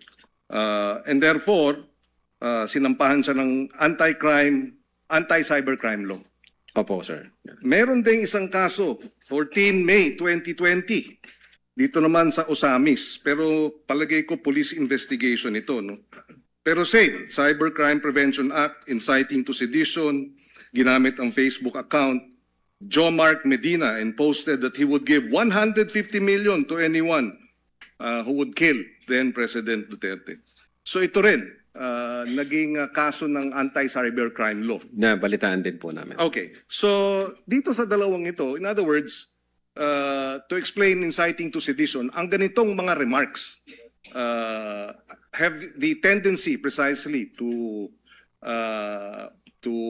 if not attack the government, put it in mobilize individuals or people to go against government, tama? Yes, sir. So that is what you found in the earlier, in the later case of inciting to sedition that you have recommended for PI Opo, sir. kay Yes, sir. Vice President. Yeah, as a matter of fact, yung isa sa mga heated arguments namin during that time nung ina-analyze namin yung case, nagtanong kami sa sarili namin, if we allow this unaddressed, yung pagganyan na nagbabanta sa buhay ng presidente, pag inayaan lang natin at yan yung maging norms na ng ating society, kahit sino na lang po pwedeng gawin yon.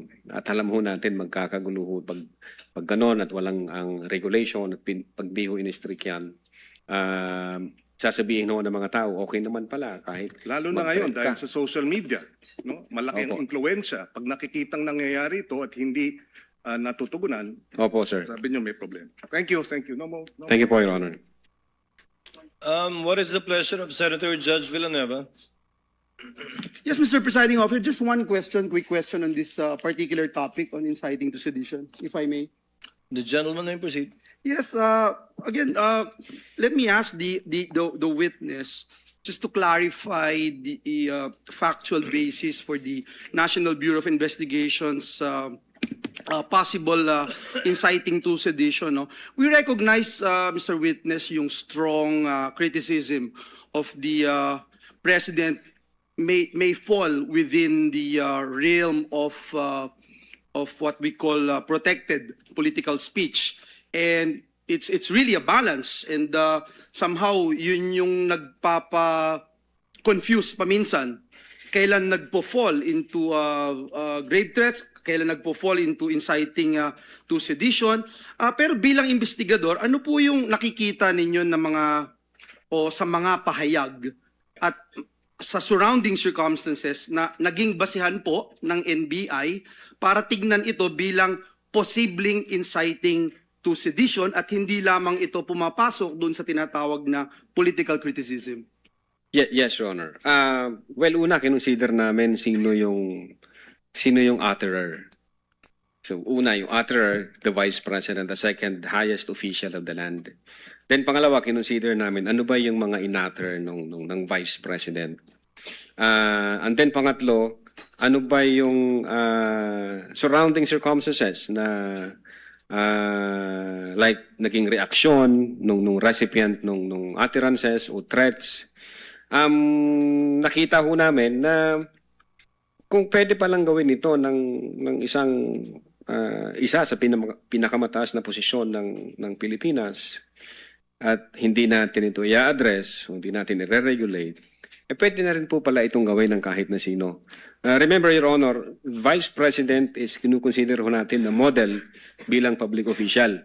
So tinitingnan po natin siya kung ano yung actuation siya sa public, kung ano yung pakikipagrelasyon niya sa ibang public official. So again, Your Honor, nung makita ho namin yan, may effect po sa mga tao.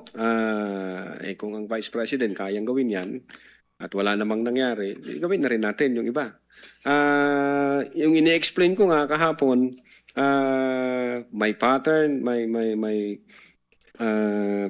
consistent siya, and the fact na bold yung mga statement, pupugutan ng ulo,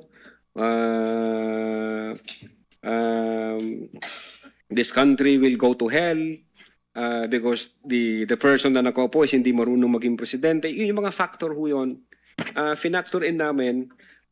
Pag nakita ito ng taong bayan at walang kilos na ginawa yung gobyerno, parang domino effect po yan. Pwede na. Susunod-sunod na. Alam naman po natin ang nangyayari sa social media. So nakita namin na dangerous to, alarming siya. So definitely, nung nag-imbestiga ng NBI at nakalap niya lahat ng kinakailangang ebidensya, yung findings po namin, kasama po doon yung inciting to sedition. Is it safe to say na yung pinaka-core nito is that when it falls under that category na it somehow steers public uprising? Definitely, based on our investigation. Yun yes, po yung sir. core, would Yes, you say? sir. And do you use the same methodology as you use doon sa grave test? For example, yung 4 stages na binanggit po ninyo, identification, collection, analysis, legal evaluation, yung elements na binanggit nyo yesterday, yung factors considered, delivery, literal meaning, nature, relationship to the parties, blah, blah, blah. Ito ba? Yes, sir. Same? Opo, Same? kasama po yan sa analysis namin na ano yung epekto nito sa publiko pag ito yung naging norms na natin. So At this is hindi the natin- same na ginamit po ninyo? Yes, sir. And last but not the least, Your Honor, Mr. Witness, for purposes of investigating itong inciting to sedition, may we clarify, because it was, I don't know if Senator Bongo made mention about this. To clarify lang, is it necessary that someone was actually incited. Yun po ba, just for purposes of investigating itong inciting to sedition, is it necessary that someone was actually incited para mag-fall dito? Well, ang basis po namin yung People versus Nabong, if I'm not mistaken. In order to be seditious yung speeches, it is not necessary na mayroong actual sedition. The law also penalizes or punishes those statements na mag-i-encourage to overthrow the government or to steer the people against the government or to disturb the peace of the community or to undermine public safety and public order. Thank you ang for naging the clarification. Thank you. Thank you, sir. Mr. Senator Judge Ejercito, thereafter Senator Judge Villar. Mark, what is your pleasure, sir?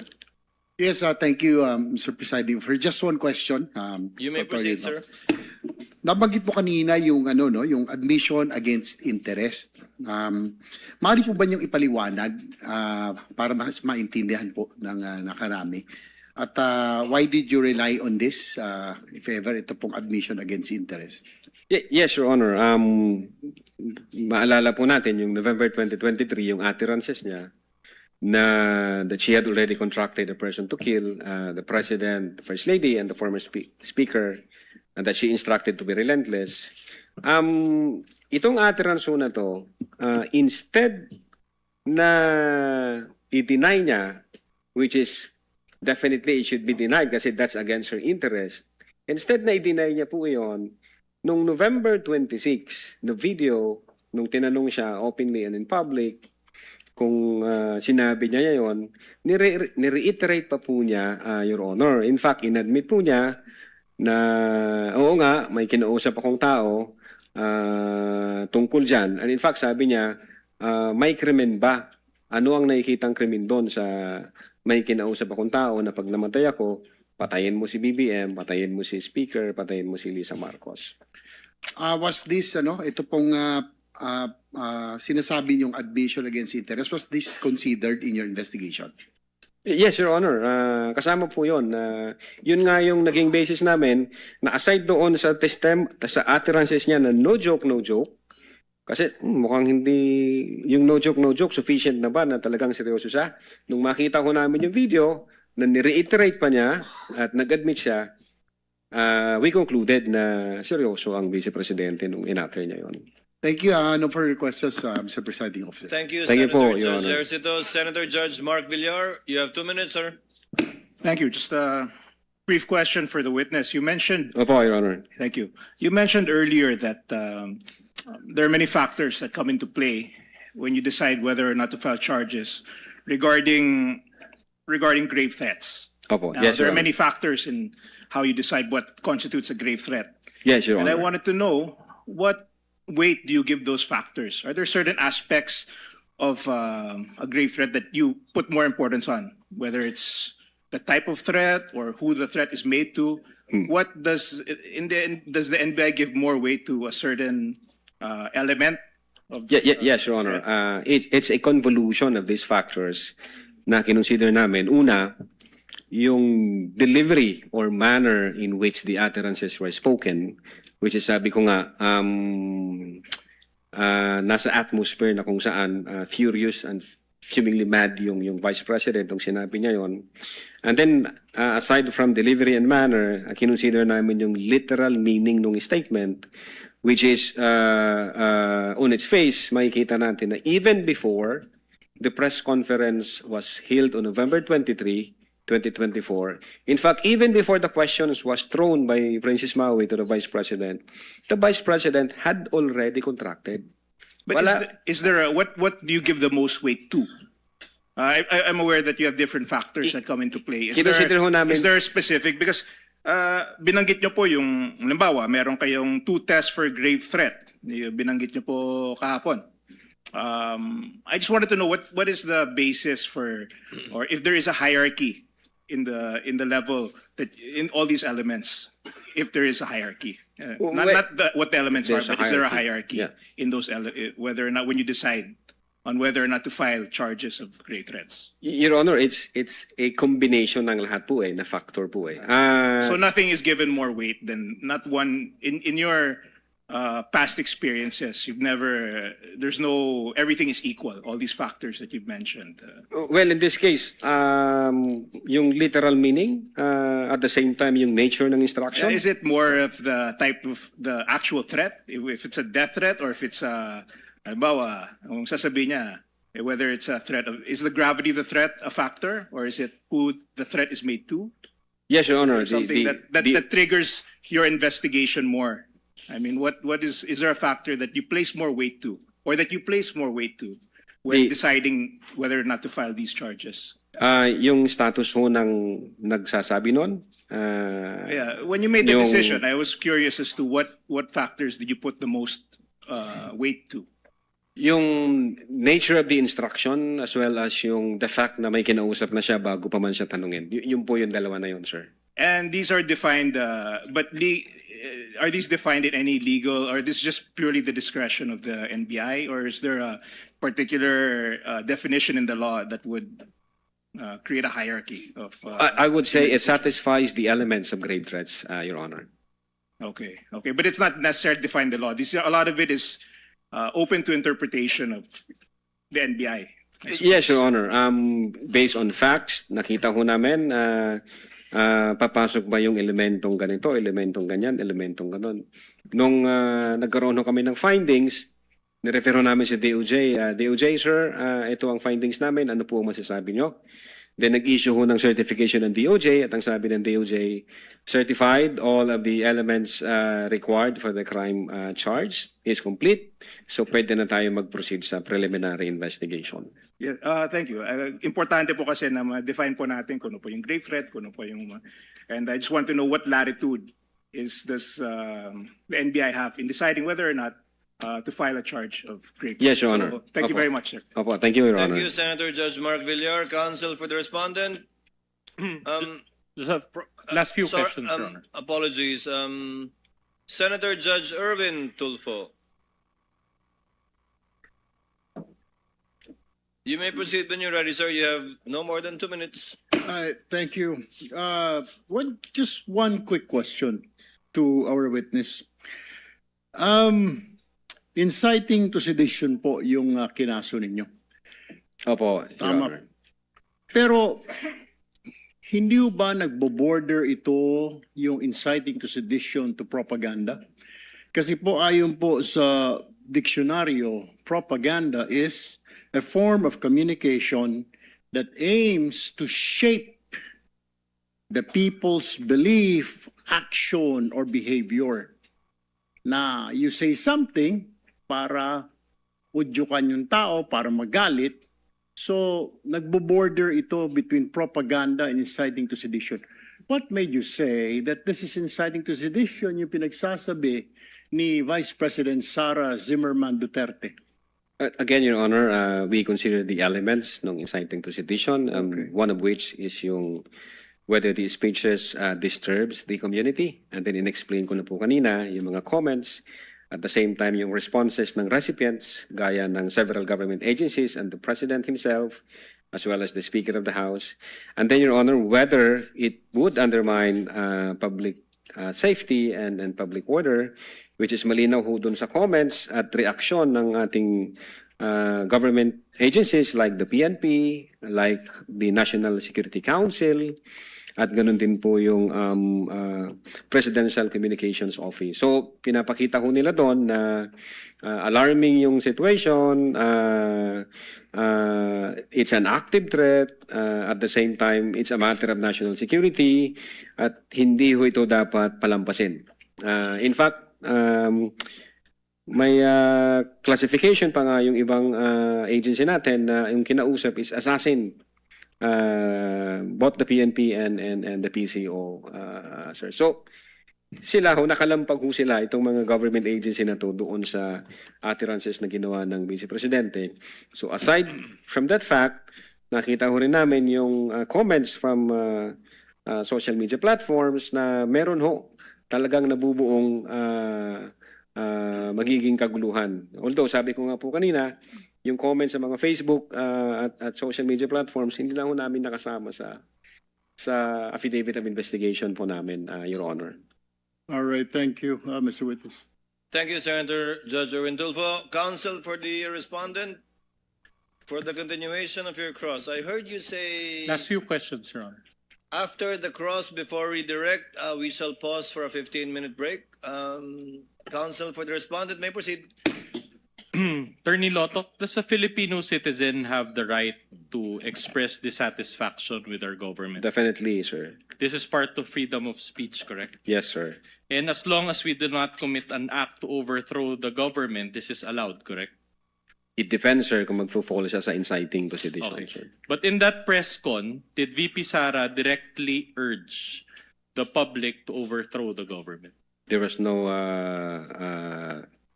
no such kind of a statement, but there was a sort of tendency because of those utterances. All right. She merely voiced out her personal opinion during the press con, correct? Opinions during the press con. I cannot answer to that, Your Honor. Based doon sa nakalap namin kung ano hong nandito. That's okay. So, and just like any other ordinary Filipino who has the freedom of speech, she should be allowed to do that, correct? Yes, sir. Unless we are under martial law again, she should be able to speak, correct? I cannot speak kung yung situation na yan. That's hypothetical, sir. Nothing further, Your Honors. Okay. Thank you, Counsel for Respondent. Again, as stated by the presiding officer, wala pa kayong balak mag-break talaga? Senator Judge Soto, let's give way to seniority. Thereafter, Senator Judge Pangilinan. You may proceed, sir. Thank you, Mr. Presiding Officer. This will be very quick. Naliligaw ako eh. Because I think that even some members of the public that are watching naliligaw doon sa discussion of grave threat and inciting to sedition. Di ba sa regular courts naka-charge yun, Mr. Witness? Sir, wala pa hong, as far as I know, as far as the NBI Cybercrime Division is concerned, wala pa ho sa court, Your Honor. Nasa preliminary investigation pa lang ho yung case natin. So pero sa regular courts pinafile, di ba? Yes po, opo. Ang nakafile dito sa impeachment court, betrayal of public trust, di ba? Opo, Your Honor. At saka other high crimes. Yes po, Your Honor. Hindi grave threat at saka inciting to sedition, di ba? I think yung Article 4 yata may nakalagay doon, Your Honor, na... Pero hindi yun ang main charge, di ba? Yes, Your Honor. Betrayal of public trust. Opo. Sige, kasi naliligaw ako eh. Thank you po, Your Honor. Thank you, Senator Judge Soto. Senator Judge Pangilinan. Yes, very quickly lang dahil napag-usapan ito since nag-umpisa tayo ng hearing. Yung authenticated video ba AI? No, sir. Ito ba fabricated? No, sir. Ito ba spliced? Hindi po, sir. So in other words, yung video ay accurate Yes, sir. and representation of what happened. Authenticated. Kasi sir. Yes, po. dalawang linggo na nating dinedebate kung i-admit ba o hindi, o et cetera, et cetera. Hindi naman din sinasabi ng prosecution na altered or spliced or yung defense, altered or spliced. Tama? Yes, sir. Obviously, Okay. Yes, go ahead. well, obvious. One of the ways to identify whether AI siya o hindi, isa ho doon yung tinatawag naming visual analysis. Number one, yung human anatomy anomalies. So pag yung merong asymmetrical facial feature, pag merong unnatural positioning of hands, pag merong tinatawag... Nagiging 6 o 7 yung daliri, ganun. Opo, Your Honor. And then, kinukonsider din ho namin yung tinatawag naming temporal artifacts doon sa visual analysis. Meaning, kung sa one frame, ito ang condition, then pag tinuloy-tuloy mo nang i-play, minsan mawawala yung buhok, mawawala yung relo. So wala hong ganon na mga circumstances na So for nakita the natin. record, lahat ng mga video na pinakita natin dito sa impeachment court, na pinakita ng defense at ng prosecution, lahat yon authentic. Yes, for Your the Honor. record, no? Yes, Your Whether Honor. the witness or at least both Okay. Just to put it also on record na dito sa mga sinulat, kasi nung nag-imbestiga kayo, sumagot yung lawyer, di ba? Ni Vice President Sara. Itong dated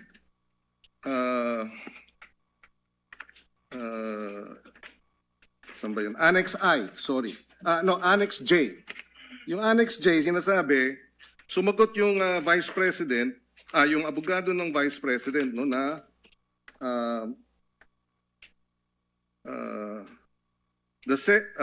our client vehemently denies Annex K having made any threat constituting grave threats under Article 282 of the revised penal code in relation to so forth and so on. Since your office acknowledges, kayo yun, ano? That it has access to publicly available materials on the internet, diba? We are confident that the content will and context of the entire press conference subject matter of your investigation will bear this out. Yes po. So my question is, ito ba yung ginamit ninyong video? Yung sinasabi nilang it has access, since your office has access to publicly available material. I believe so, Your Honor. In fact, yung video na yan is existing up to May Yes. 2025. Okay, so in if I'm other not words, kahit ang Vice President's office referred to the video in your possession as part of yung kanyang clarification and defense na hindi grave threats ang nangyari. mistaken. Yes, Your Honor. Okay, thank you. No other question for this matter. Thank you. Chair declares. You want to do that now, Senator Judge Padilla? Yes, Senator Judge Padilla would like to interject before we go on a break. You may proceed, sir. Maraming salamat po, Ginoong Tagapamahala ng Hukom at sa ating Ginoong Pangulo. Maaari po ba makapagtanong sa ating mahal na saksi? Opo, Your Honor. Maaari po. Ang una ko pong katanungan sana ay taga saan po kayo na lugar, na probinsya? Tacloban, sir. Tacloban. Tacloban City, Opo. sir.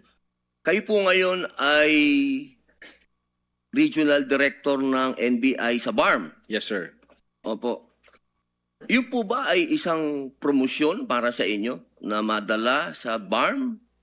Dahil totoo po ba na kayo ang tinatawag na Golden Boy ngayon sa NBI? I cannot comment on that po, Your Honor. Kasi po ang nasa BARM po ako. Wala ho ako ngayon sa main office, sir. promotion po ba yon? Yung napunta kayo sa BARM? Balita ko po kasi ilang beses na kayo na-promote sa NBI. 12 years na po kayo, no? Sa NBI. Yes, sir. Opo. Ilang beses na po kayo na-promote? Since na pumasok ko ako sa NBI, Opo. sir. From investigation 1, 2, 3 noong 2015, 2016. Well, nung mula ako na pumasok ako sa academy, from investigation 1 hanggang ngayon sa regional director, sir. Ilang beses po yun? Sa isang taon po, Sa isang taon? Anong taon po, sir, ang tinutukoy nyo? Bago po kayo napunta sa BARM. Bago ho ako napunta sa BARM, regional director po ako ng Mimaropa. Mimaropa. Region 4B, sir. Opo. Kayo po ba ang pumili sa BARM? Na Hindi kayo po, sir. mapunta to? In the exigency of service, doon po kami nilalagay kung ano ang tingin ng direktor na makakatulong kami sa Bureau. Bakit po kaya naisip ng direktor na sa BARM po kayo? Kayo po ba ay may kaalaman sa Islam? Hindi ko po alam kung ano ang naging basis ng direktor, pero... Kayo po mismo. Ang BARM po kasi is Muslim Mindanao. Yes, Your Honor. Opo. Meron po kayong kaalaman sa Islam? In terms of what you mean kaalaman, sir, yung... Sa religion po ng Islam kasi Muslim Mindanao. So, ibig sabihin, kahit basic po siguro ng Islam, no? Yes, sir. Kahit naman ho sino pwedeng i-assign kahit saang regional office dito sa Pilipinas. Di ba po parang autonomy ang autonomous region ng Muslim Mindanao. So, kailangan man siguro kahit paano meron kayong kaalaman sa Islam. Konti siguro, sir. Ano po yung konti na yun? Well, isa po akong Kristiyano at hindi ko ho malalaman yung kabuuan nung Siguro po dapat meron kayong basic din na knowledge ng Islam, ano? Sa pangalawang tanong po, okay na po yun. Pangalawang tanong po, meron po ba kayong, sa tagal nyo po, sa NBI, 12 years, meron po ba kayong na-encounter na kaso ninyo sa NBI?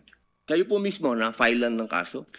Your Honor, normal ho sa mga NBI agents na makakasuhan, in fact, maging sa sinumang law enforcement agency, that's the price we pay for doing our job and for protecting the country. As a matter of fact, in the NBI, Your Honor, we avoid the noise. We just finish the job. So sir. ano po yan? Yes? Yes po yan? Yung sagot nyo? Yes? Normal ho yan yun sa amin. So yes po?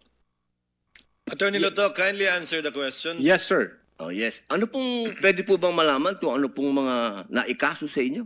Well, wala ho pa akong natanggap na official case galing sa ombudsman, pero may nakita na ho akong complaint na binigay sa akin from NBI. Hindi ko na ho maalala yung sa case na yan, pero nung chinek po namin yung case na yan, Your Honor, sabi ko doon sa mga kasama ko, tingnan nyo nga yung validity at authenticity ng case na to. Pinuntahan ho namin yung nagnotaryo, I think meron Makati po, no? Court yun. Yung Makati Court, nag-issue ho ng certification na fake yung notary. Diyan sa reklamo na yan. So sabi ko, huwag nyo nang pansinin, marami tayong trabaho. Kung fake yung notaryo na yan, mere scrap of paper yan. Huwag na nating pansinin. Although, nag-aantay po ako, Your Honor, na mag-notify sa akin ng OMB kasi sasagutin po namin na eto ho ang nakaalap namin, may dalawang Chinese na nagreklamo. Chinek ho namin doon sa BI, yung dalawang Chinese na yan, I think, 9 months nang overstay at pinaghahanap din ng Ano pong kaso po Bureau of yung Immigration. ipinatong sa inyo? Anong kaso? Hindi ko maalala, Your Honor. Meron ho, may mga kaso doon na nakalagay. Pero again, sabi Wala ko po nga, kayong isa kahit maalala na ipinatong sa inyo? if I'm not mistaken, arbitrary detention, may ganun ba? May unlawful arrest? Wala ho sa akin ng record kasi nga, sabi ko nga, nung makita namin na fake yung notary, hindi na ho namin binigyan ng pansin, Your Honor. Kasi napakakapal po nitong hawak ko. Wala akong problema, Your Honor. Sasagutin po namin yan. Apo. Sasagutin ko Hindi po niyo yan. pa po nasagot magmula noong February 29 Kasi wala pa hong official notice galing sa kung anong ahensya. na nakarating po sa inyo. Wala pa. Wala pa ho. Ang nakuha ko lang, yung kopya niyan, siguro may nagpadala sa akin. Sabi ko, teka muna, wala akong official na nare-receive from OMB. So, nung chinek ho namin, kung nag-i-exist ba yung kaso, fake yung notary, hindi na namin So, ibig niyo binigyan ng pong pansin. sabihin hanggang ngayon, hindi kayo sigurado kung nag-i-exist to? Dapat may notice na ako from Ombudsman. Di ba po dapat ang reaction ng isang tao kapag may kaso, harapin? Precisely, Kasi Your Honor. Hinihintay ko nga po yung notice from Ombudsman. Na pag meron na hong notice Wala ang po kayong Ombudsman- notice hanggang ngayon? Sa Wala pa Ombudsman? po, Your Honor. Yun nga ang inaantay ko kasi sasagutin namin kasi meron po kaming certification na fake yung notary. Inaantay ko po, Your Honor. Mas maganda po, maharap nyo kagad. Definitely, hindi ko namin tatakbuhan yan, sir. Kasi napakahalaga po ngayon nito. Yes, sir. Oo, ito po ay ang pinag-uusapan natin dito ay napakahalaga. Yes, sir. Opo, at ito pong mga kasong ipinatong sa inyo, perjury, robbery, extortion, theft, mainam po ito As I've said, Your Honor, in the NBI, we avoid the noise. We just finish the job, sir. Opo, opo. Meron po akong tanong, pangatlo. Opo. Kanina po na ang ganda ng talakayan nyo tungkol sa Romanov. Yes, sir. Opo. Alam niyo po ba yung istorya ng Romanov? At ang gaganda po ng mga sagutan ninyo, alam niyo po ba yung historical background ng Romanov? Ang alam ko lang po dyan, Your Honor, yun yung nangyari sa, I think, Tsar, kung hindi ako nagkakamali sa Russia. Sa Russia. Opo. Sino po ba yung nakalaban ng Tsar? Again, hindi ko po maalala, hindi ko po nakita yung buong... Yun. Kasi napakahalaga po malaman ng taong bayan kung sino po ang tinatawag natin na Romanov at sino yung nakalaban nila. Kasi po, katabi ko, ang isa sa Marcos family. Yes, sir. Alam naman po natin lahat, batid natin lahat, na si Apo Lakay, Ferdinand Marcos Sr., ang number 1 na lumaban sa komunista dito sa Pilipinas. Batid naman din po natin na ang nag-execute sa Tsar kay Nikolai at sa kanyang mga anak, sa kanyang pamilya, ay ang komunista. Alam mo po ba niyo? Yes, sir. Opo. Ngayon, sino po ba ang pangalawang pangulo na lumaban sa komunista? Sino po, sir? Ay di si Pangulong Rodrigo Roa Duterte. Hindi ba po dapat isipin natin yung Romanov ay tungkol sa threat na pumapasok sa mga pamilya na mga namumuno dito sa ating bayan na lumalaban sa komunista. Komunista po ako Gusto ko lamang pong alamin ninyo. Yes, sir. But, well, insofar as the investigation on the issue of whether or not may Romanov or operation of Romanov, sabi ko po kanina, nasa intelligence service po namin yan. At I think ang makakasagot po niyan, Your Honor, yung director po namin. Opo, kasi nabanggit nyo kanina sa usapan po ninyo si Baste. Yun po yung... Sinasabi nyo po kasi kanina sa usapan po ninyo, sa napakagandang usapan, na yung Romanov, hindi na ipapaliwanag kasi kung ano ba yung ugat nun. Napakahalaga po na alam natin yung ugat. Si Presidente Marcos Sr. ang lumaban sa komunista, kaya nagkaroon ng threat noong 1986. Yes, sir. Ngayon, sinasabi ni Baste na nagkakaroon ng threat sa kanila, pamilya, sapagkat alam naman nating lahat na ang nagpatuloy ng paglaban sa komunista pagkatapos ni Pangulong Rodrigo Roa Duterte ay si Inday Sara Duterte, ang ating Vice President. Sumasang-ayon po ba kayo doon? Wala po akong personal knowledge, sir. Ay, bakit po kayo walang personal knowledge? Eh, yun po ang sumunod na assignment ng ating Vice Presidente pagkaupo niya. Siya po ang nag-take over ng NTF-ELCAC. Hindi po alam ng NBI yun. Well, nag-NTF-ELCAC siya, pero yung factual circumstances doon, factual? Wala pa po akong... Wala po kayong... Pero alam niyo po, sagutin na lang po ninyo na siya ang nag-take over ng NTF-ELCAC. Yes, Your Honor. Opo. Isa na lang po, ginoong tagapamahalang hukom. Sabi niyo po kanina, ulitin ko lang po, gusto ko lang pong malaman ulit. Inamin niyo po na wala kayong personal knowledge tungkol dun sa threat ng Pangulo? Ng pangalaw, sabi niyo po kanina, wala kayong personal knowledge na kumuha na ng assassin o papatay sa Pangulo, ang pangalawang Pangulo? During that time? Yes or no lang po? During that time, ongoing ho ang validation namin, So, sir. ibig niyo pong sabihin ngayon, meron na kayong personal knowledge na meron na kayong... Hindi po, ongoing po ang validation. At sabi ko nga po, ang makakasagot po niyan, yung intelligence service namin at ang director po namin, sir. So hanggang ngayon po, wala pa kayong personal knowledge? In so far as the Cybercrime Division is concerned back then, ongoing ho Yes yung or no po? Ngayon po, sir. Mahal naming saksi. Ngayon po.